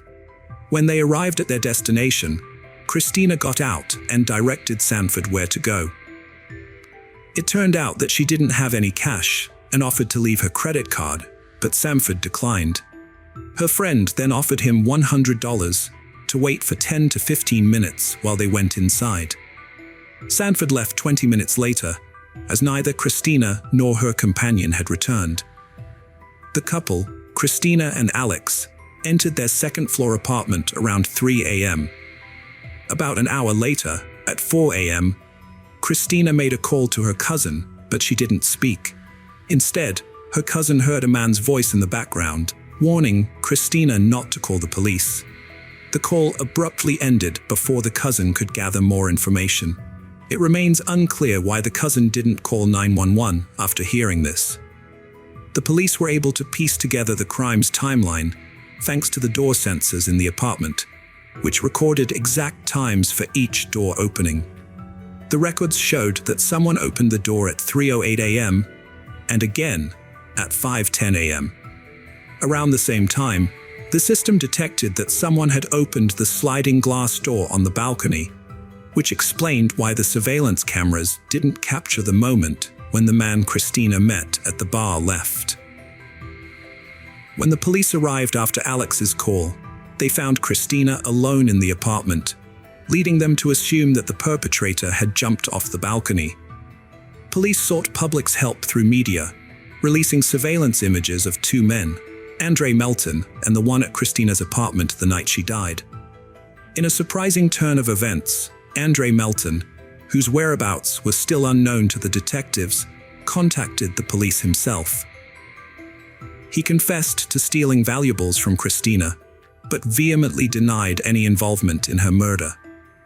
The police were perplexed by this unexpected call, as they were still unable to establish a definitive link between the theft and Christina's death. It was possible that this was all part of a strategy devised by the two suspects. It seemed that Melton's intention was not to surrender to the authorities, but to proclaim his innocence in Christina's murder. On August 26th, the police station received an anonymous call from a man who claimed to know one of the suspects featured in the released pictures. He shared a room with the suspect at a psychiatric clinic in Philadelphia. The caller revealed that the suspect had previously chased a woman in Love Park, Philadelphia, and followed her into the local family court building, where he molested her and became aggressive, shouting and causing destruction. The incident led to a 2-hour stay in a psychiatric hospital, costing $70. However, the suspect was admitted without being identified, as no one wanted to deal with him. The police were left with a mystery on their hands. The caller then provided even more critical information, stating that the suspect bragged about recently strangling a woman, taking great pleasure and satisfaction from the act. Upon hearing this, investigators strongly believed that they had found the killer of Christina Carlin Craft. The police station received another call from a man who claimed to be a relative of the suspect from Philadelphia. He identified the man in the photo as Jonathan Wesley Harris, who had previously served a prison sentence for robbery. Harris was released from prison on July 15th, just 5 weeks before Christina's death. After conducting a thorough background check, investigators concluded that Andre Melton and Jonathan Harris had no connection and had never crossed paths before.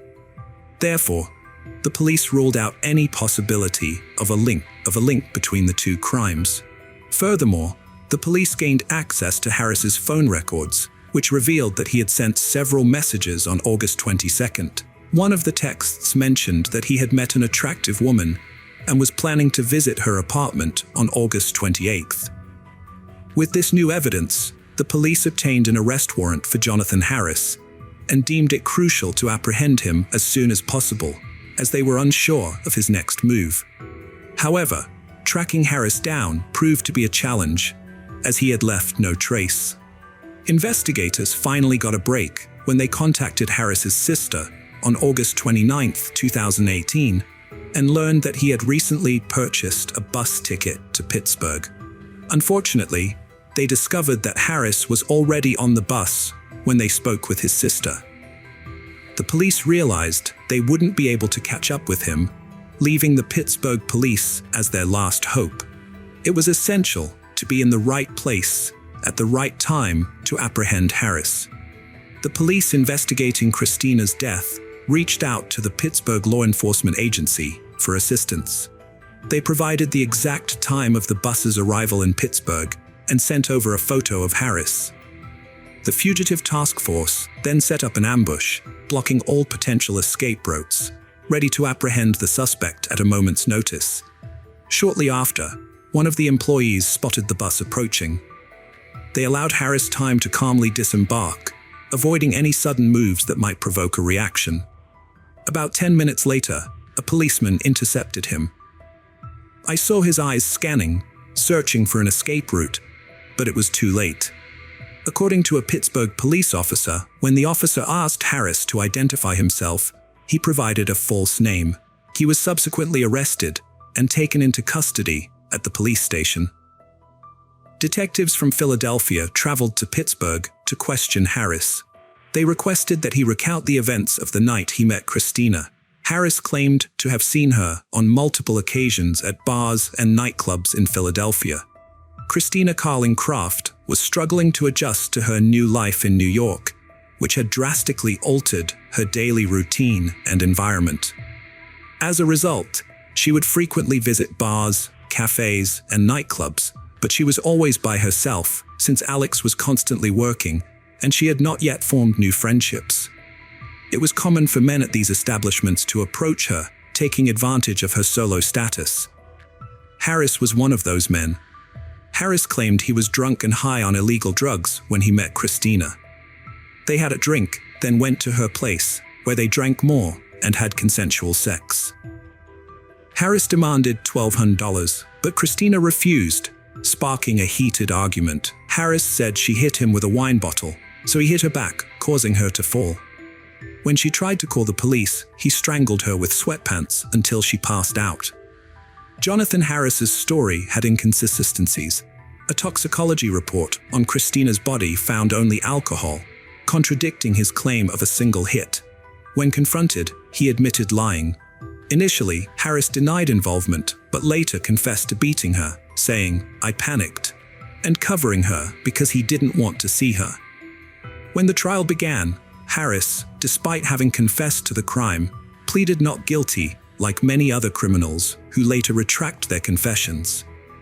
However, the investigators had assembled a substantial amount of evidence, making it difficult for Harris and his lawyer to build a strong defense. They anticipated a sentence of 22 to 40 years for third-degree murder and attempted to avoid a life sentence.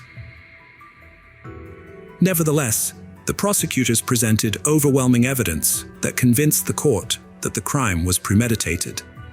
During the trial, the court heard testimony from a man who had shared a room with Harris at a psychiatric clinic. This same man had previously contacted the police. He revealed that Jonathan Harris had earlier confessed to him, stating, "There's nothing like squeezing somebody and feeling the last breath leave their body." In August 2019, Judge William R. Carpenter sentenced Jonathan Wesley Harris to life in prison without parole, plus an additional 22 to 45 years. The judge added the extra decades to ensure that Harris would never be freed, sending a message to future governors or pardon boards. In December 2018, Philadelphia police arrested Andre Melton for the robbery of Christina Carling-Craft's apartment. In March 2020, the court sentenced him to 1 to 4 years in prison, followed by 3 years of consecutive probation, which means Melton will be under court supervision for a total of 7 years. Before learning his fate, Melton said, "I would like to apologize to the family for any grief or pain that I caused. I am not the bad person the district attorney is trying to make me out to be."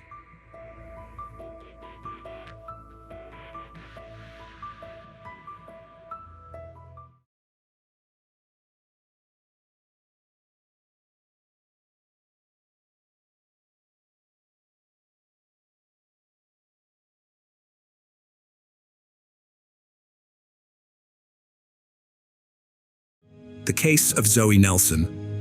Zoe Nelson was born on August 13, 1992, in Wishaw, Scotland.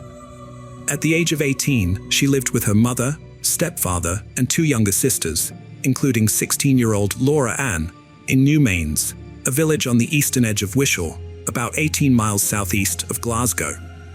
Zoe attended Motherwell College, where she was a popular student with many friends.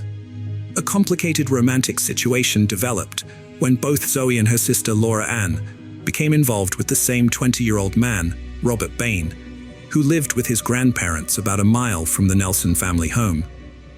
Tensions between the sisters increased, leading to conflicts. On May 22, 2010, Zoe met Robert outside her home, which upset Laura Ann. When Laura Ann saw this, she rushed out of the house to confront Zoe. Their 40-year-old mother, Mary Ann Nelson, witnessed the fight between her daughters. According to Mary Ann, Laura Ann tried to provoke Zoe by flicking her hair and attempted to slap her face, leading to a physical altercation at the end of the driveway. Mary Ann intervened, breaking up the fight and telling the sisters to leave and not come back. Zoe complied with her mother's order and never returned home. At around 11 p.m. that same day, some locals spotted someone setting a fire in the wooded area known as Monkey Hill. The smell of smoke drifted to nearby homes, but at the time, no one paid much attention. Zoe's aunt, 35-year-old Shirley Nelson, later remembered that night, describing how she was sitting in her garden in New Mains after finishing her second shift at work. She and her sister sat in the back of the house until about 11 p.m. when it got cooler and they smelled smoke. However, They didn't think anything of it because of the warm weather. The next day, Zoe's family tried to contact her, but no one answered. On the afternoon of May 23rd, Stuart Bell, a 45-year-old government employee from Wishaw, rode his motorcycle into a nearby wooded area and saw something strange. At first, he thought it was a charred tailor's dummy, but upon closer inspection, he realized it was a human body that had been badly damaged in a fire. He immediately went home to call the police, who arrived 15 to 20 minutes later. When the police arrived, they sealed off the area, as nothing so horrific had ever occurred there before. News of the body's discovery quickly spread, and when Zoe's family learned of it, her mother, Marianne Nelson, went to the police to report her daughter's disappearance, which had happened after they had fought, and Marianne told Zoe not to come home. The police soon broke the devastating news to the Nelson family. Zoe had fallen victim to a crime. Marianne issued a statement through the police, describing Zoe as a typical popular 17-year-old with a strong presence in the local community and many friends. In just a couple of months, she would have turned 18. Her family is deeply distraught over her loss. Zoe's stepfather, Daniel, and her sisters, Laura Ann and Ashley, are heartbroken about what happened, and the family is urging anyone with information to come forward and assist the police in their investigation. Hugh Logan, the principal of Motherwell College, where Zoe studied vehicle body repair, expressed shock on behalf of the college community upon learning the dreadful news of her death. He described Zoe as a very popular student and conveyed that the college's thoughts are with her family and friends. A thorough investigation of the scene spanned several days, with a team of at least 50 police officers working on the case. Detective Derek Robertson, part of the main investigation team, lamented the loss of Zoe's young life and vowed that his officers would not rest until the perpetrator was caught. He urged anyone who saw Zoe between 5 p.m. and 11:20 p.m. on Saturday night to come forward and assist the investigation.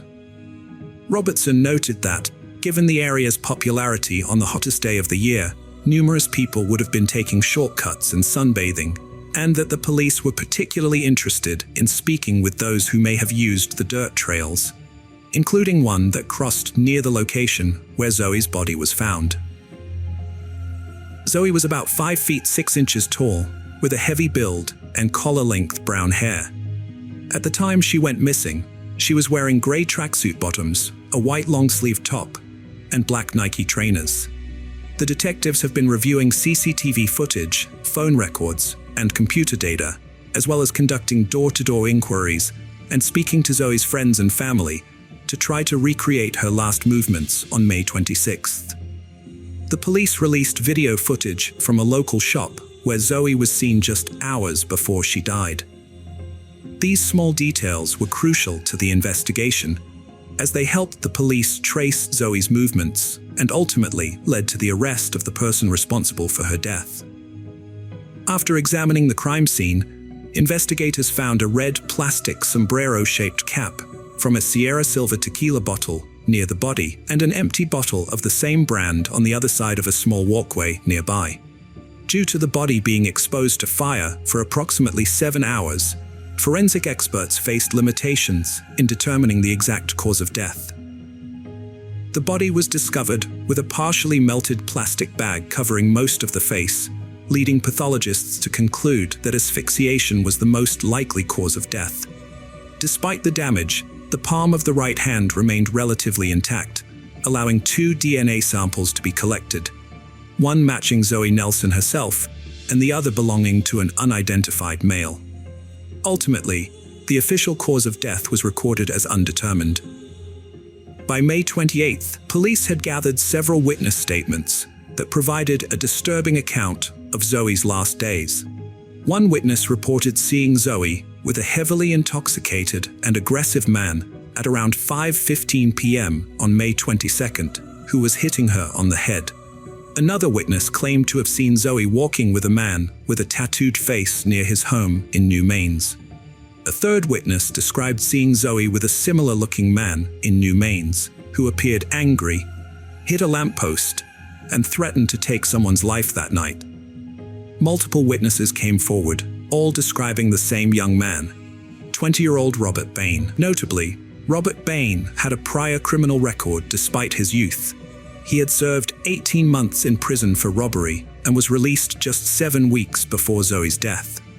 Additionally, he had been arrested 4 times for possessing illegal substances, though as a juvenile, he faced minimal consequences. Investigators started to view Robert Bain as a prime suspect in the case.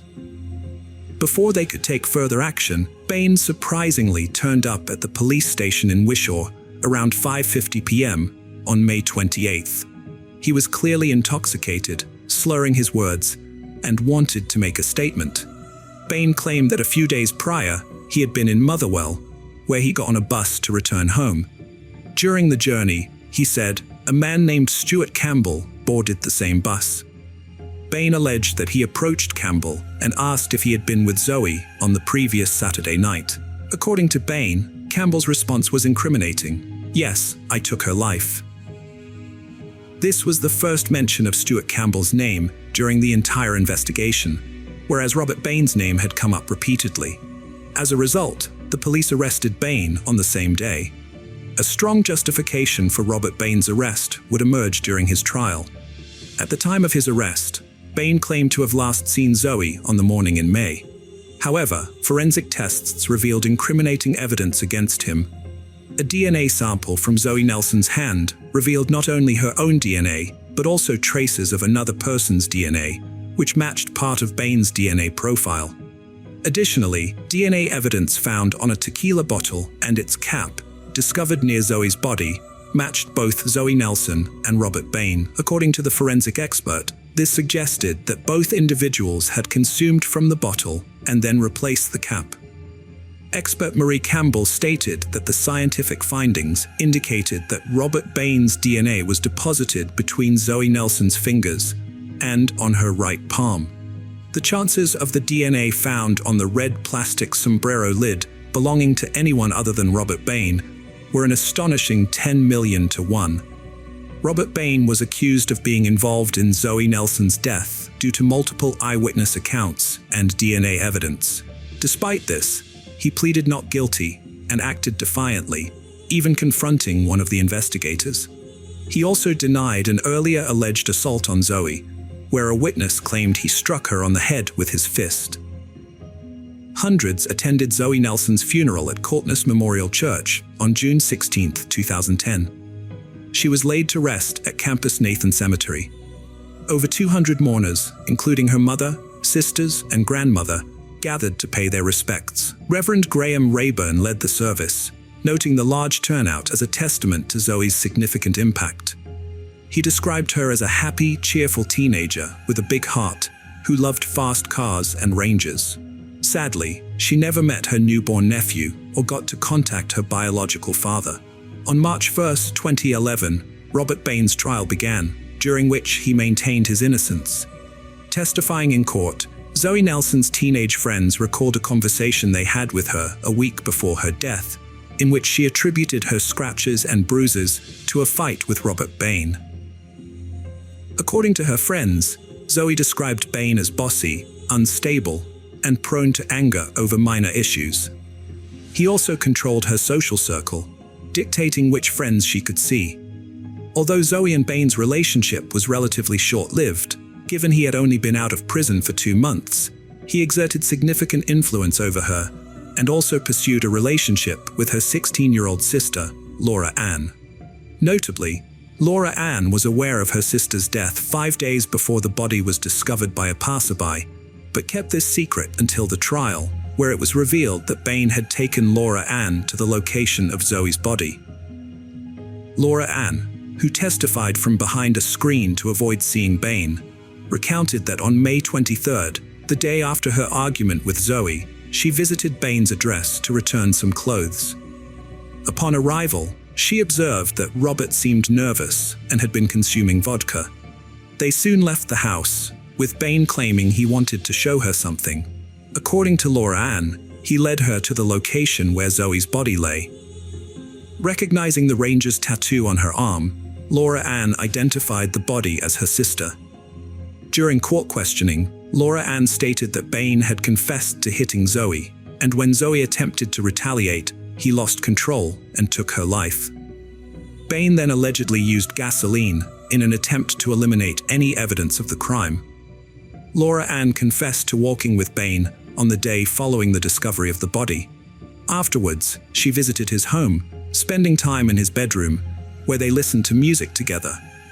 She also had a phone conversation with him that lasted around an hour. A friend of Laura Ann, who testified in court, recalled that Laura Ann seemed happy and normal, despite knowing her sister was dead. When questioned about why she didn't reveal everything to the police during her initial interrogation, Laura Ann explained that she was afraid that if she told them, her mother wouldn't believe her and would think she was responsible for Zoe's death. The jury heard testimony from Laura Ann Nelson, who stated that Robert Bain had threatened her, saying she would face the same consequences as Zoe if she told anyone about his actions. On March 25, 2011, a jury of 7 men and 7 women delivered a unanimous guilty verdict. As the verdict was read, Bain became violent, requiring physical restraint. Handcuffed, he jumped up in the dock, struggling with security officers and police, and headbutting one of them. He also shouted insults and threats at Zoe Nelson's family, forcing the courtroom to be cleared while order was restored. After a 20-minute adjournment, Judge Lady Dorian agreed to proceed with the trial in Bain's absence. In a separate matter, Robert Bain was acquitted of stealing alcohol from an Asda store in New Mains on May 22nd, as well as disorderly conduct related to yelling, cursing, and waving a knife in various streets in Wishaw on the same day. Bain was also acquitted of stealing Zoe's cell phone, which was found in the woods, and of threatening a police officer during an interview at the Motherwell police station on May 28th. On April 27, 2011, Robert Bain was sentenced to life in prison with a minimum term of 20 years for taking the life of Zoe Nelson. He received another 6 years for the obstruction of justice charge, and both sentences were to be served concurrently. The judge, Lady Dorian, described the crime as appalling and shocking. On Christmas Eve 2022, 29-year-old Laura Ann Nelson was found dead in her apartment after not being heard from for days. She was left with 2 children, ages 3 and 4. Her death was not considered criminal, as she had health problems, namely type 1 diabetes.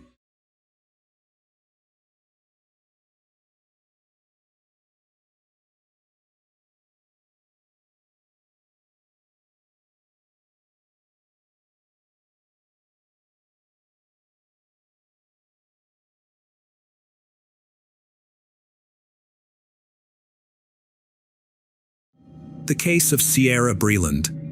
The disappearance of 31-year-old Sierra Breland, an Indiana lawyer from Cleveland, Georgia.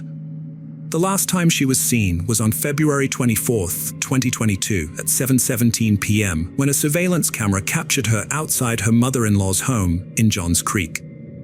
Despite extensive efforts by the police and her family, Sierra's whereabouts and what happened to her remain unknown.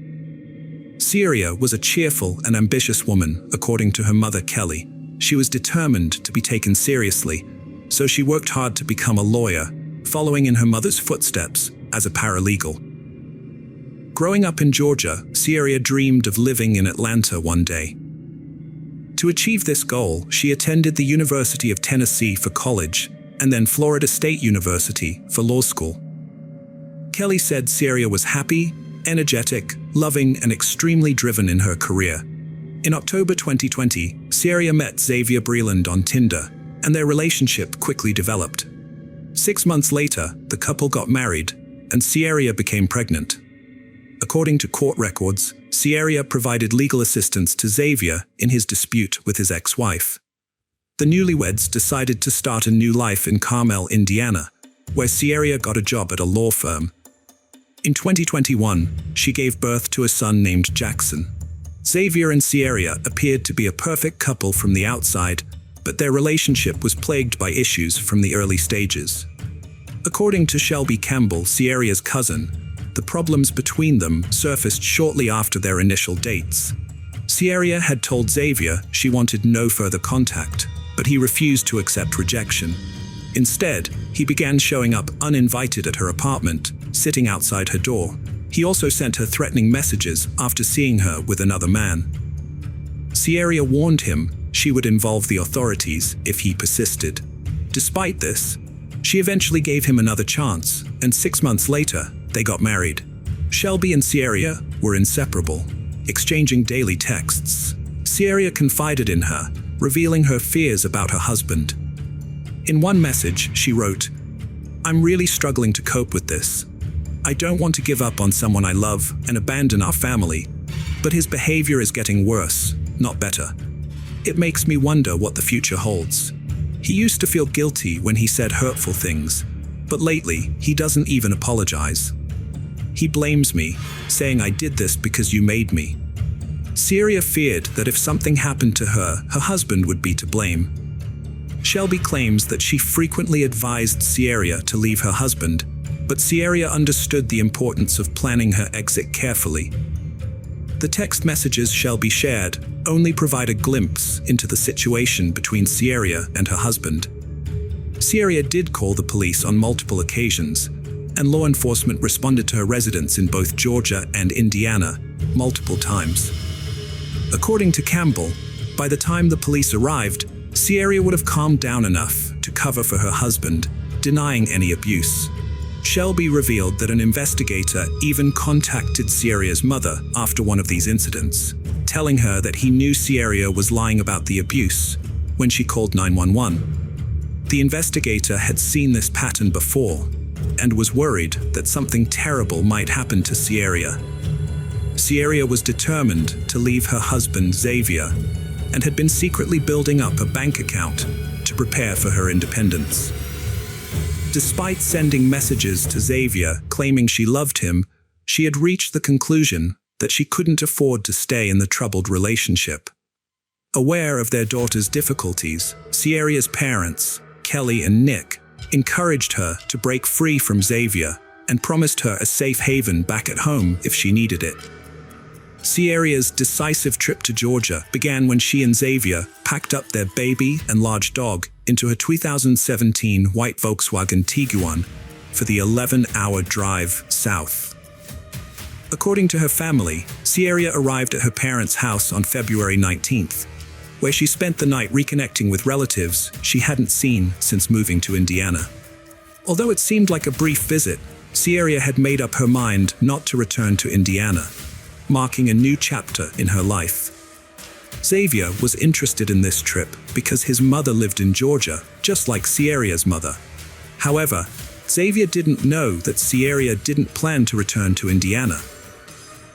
Ciaria had told her mother that she was going to find a job in Georgia and that she was getting a divorce due to her husband's increasing abusive behavior.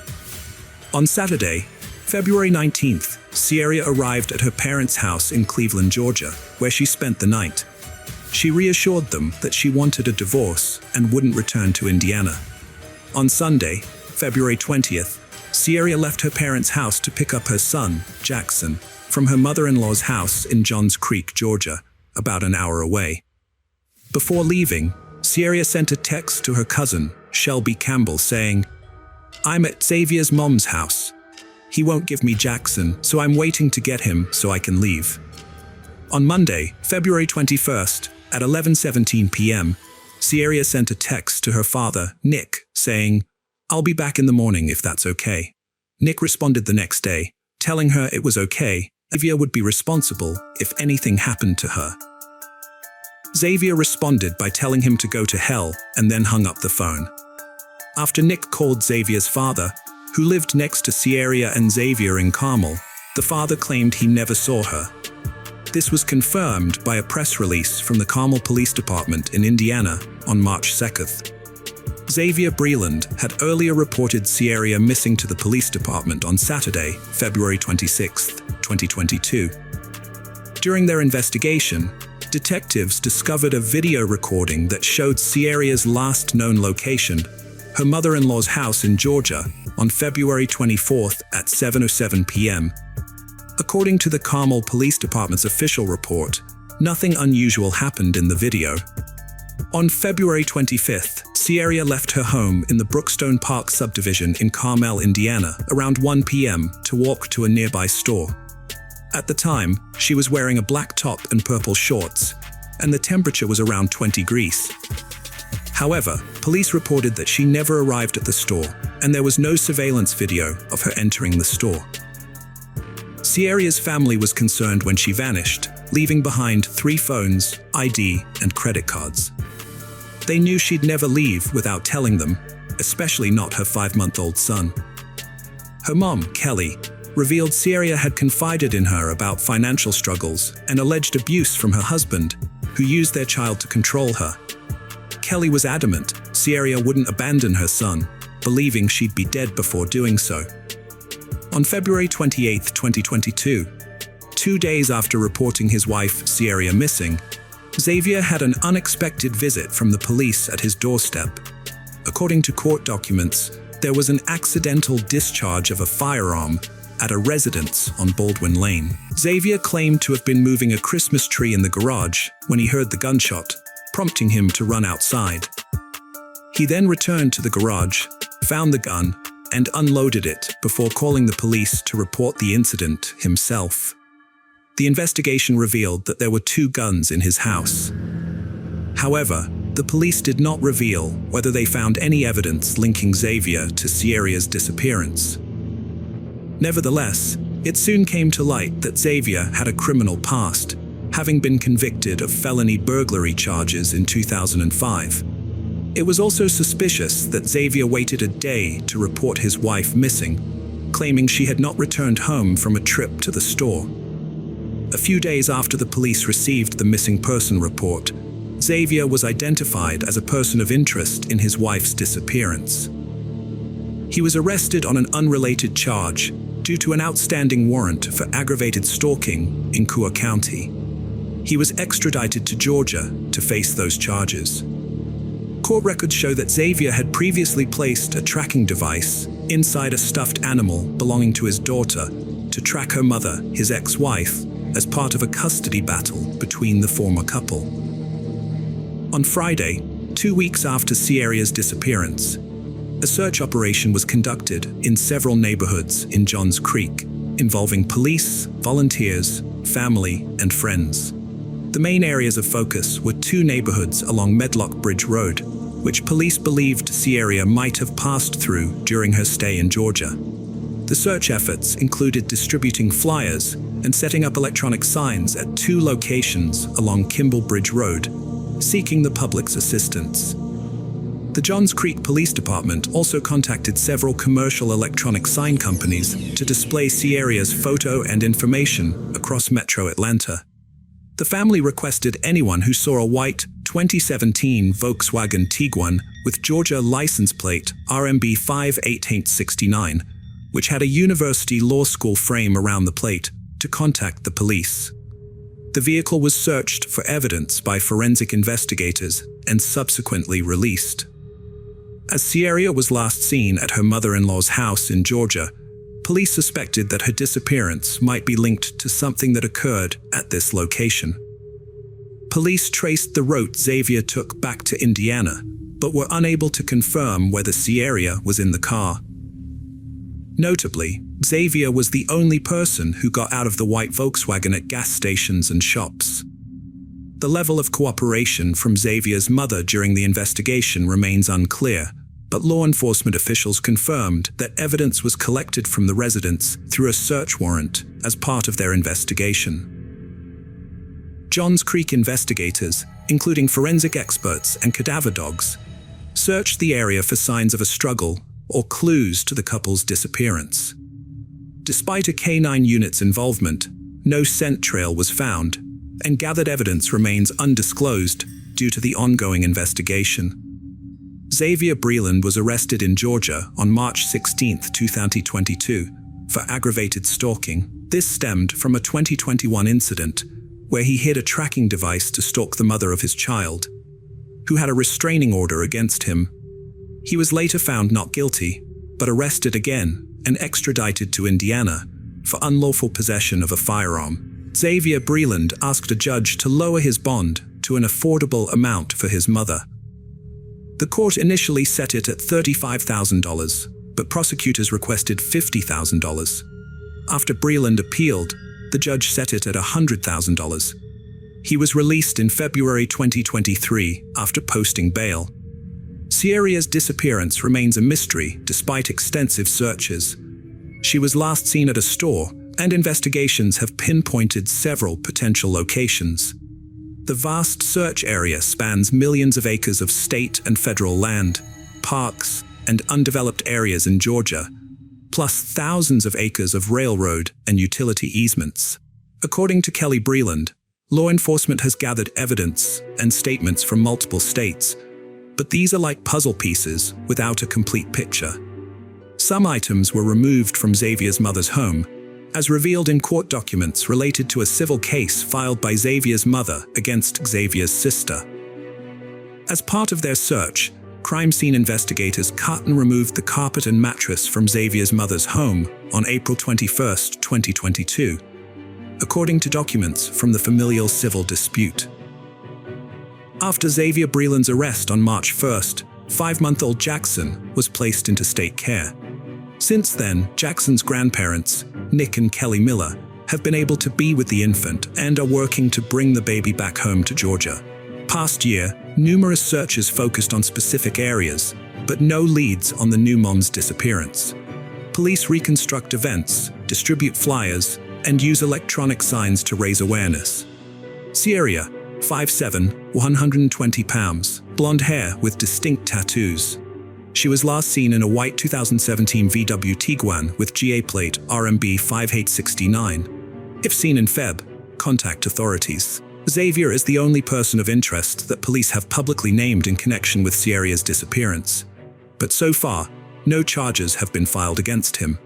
Despite this, Sierra's family remains convinced that Xavier knows what happened to her and is the only one who can provide the answers they need to bring closure and allow Sierra to rest in peace. Kelly Breland, a family member, believes that Sierra's body might be located in one of 4 states: Georgia, Tennessee, Kentucky, or Indiana. She is appealing to outdoorsmen and fishermen in these states to be vigilant and report any information they might have to the authorities. In a separate development, Sierra's parents have been granted custody of the couple's child. It's worth noting that Xavier Breland was previously arrested and released on bail for illegal possession of firearms. His trial was set to take place on December 28, 2023, but he failed to appear in court, and his current whereabouts are unknown. As a result, a rearrest warrant has been issued, and law enforcement is working to track him down. This recent development adds another layer of complexity to the already puzzling case of Sierra's disappearance. Xavier Breland, a 6'1" tall, 160-pound black man with brown hair and green eyes, has gone missing. There is a warrant out for his arrest, and the FBI has joined the search for the missing woman, Sierra, whose body has not been found. The disappearances of both Xavier and Sierra have raised many unanswered questions. Sierra's mother, Kelly Breland, believes her daughter was afraid of Xavier and did not plan to return to Indiana with him. With both individuals now missing, the case has become even more urgent. The trial related to Xavier's gun charge has been postponed multiple times. Law enforcement and Sierra's family are now seeking the public's help in finding Xavier and Sierra, hoping to shed light on the mysterious circumstances surrounding their disappearances.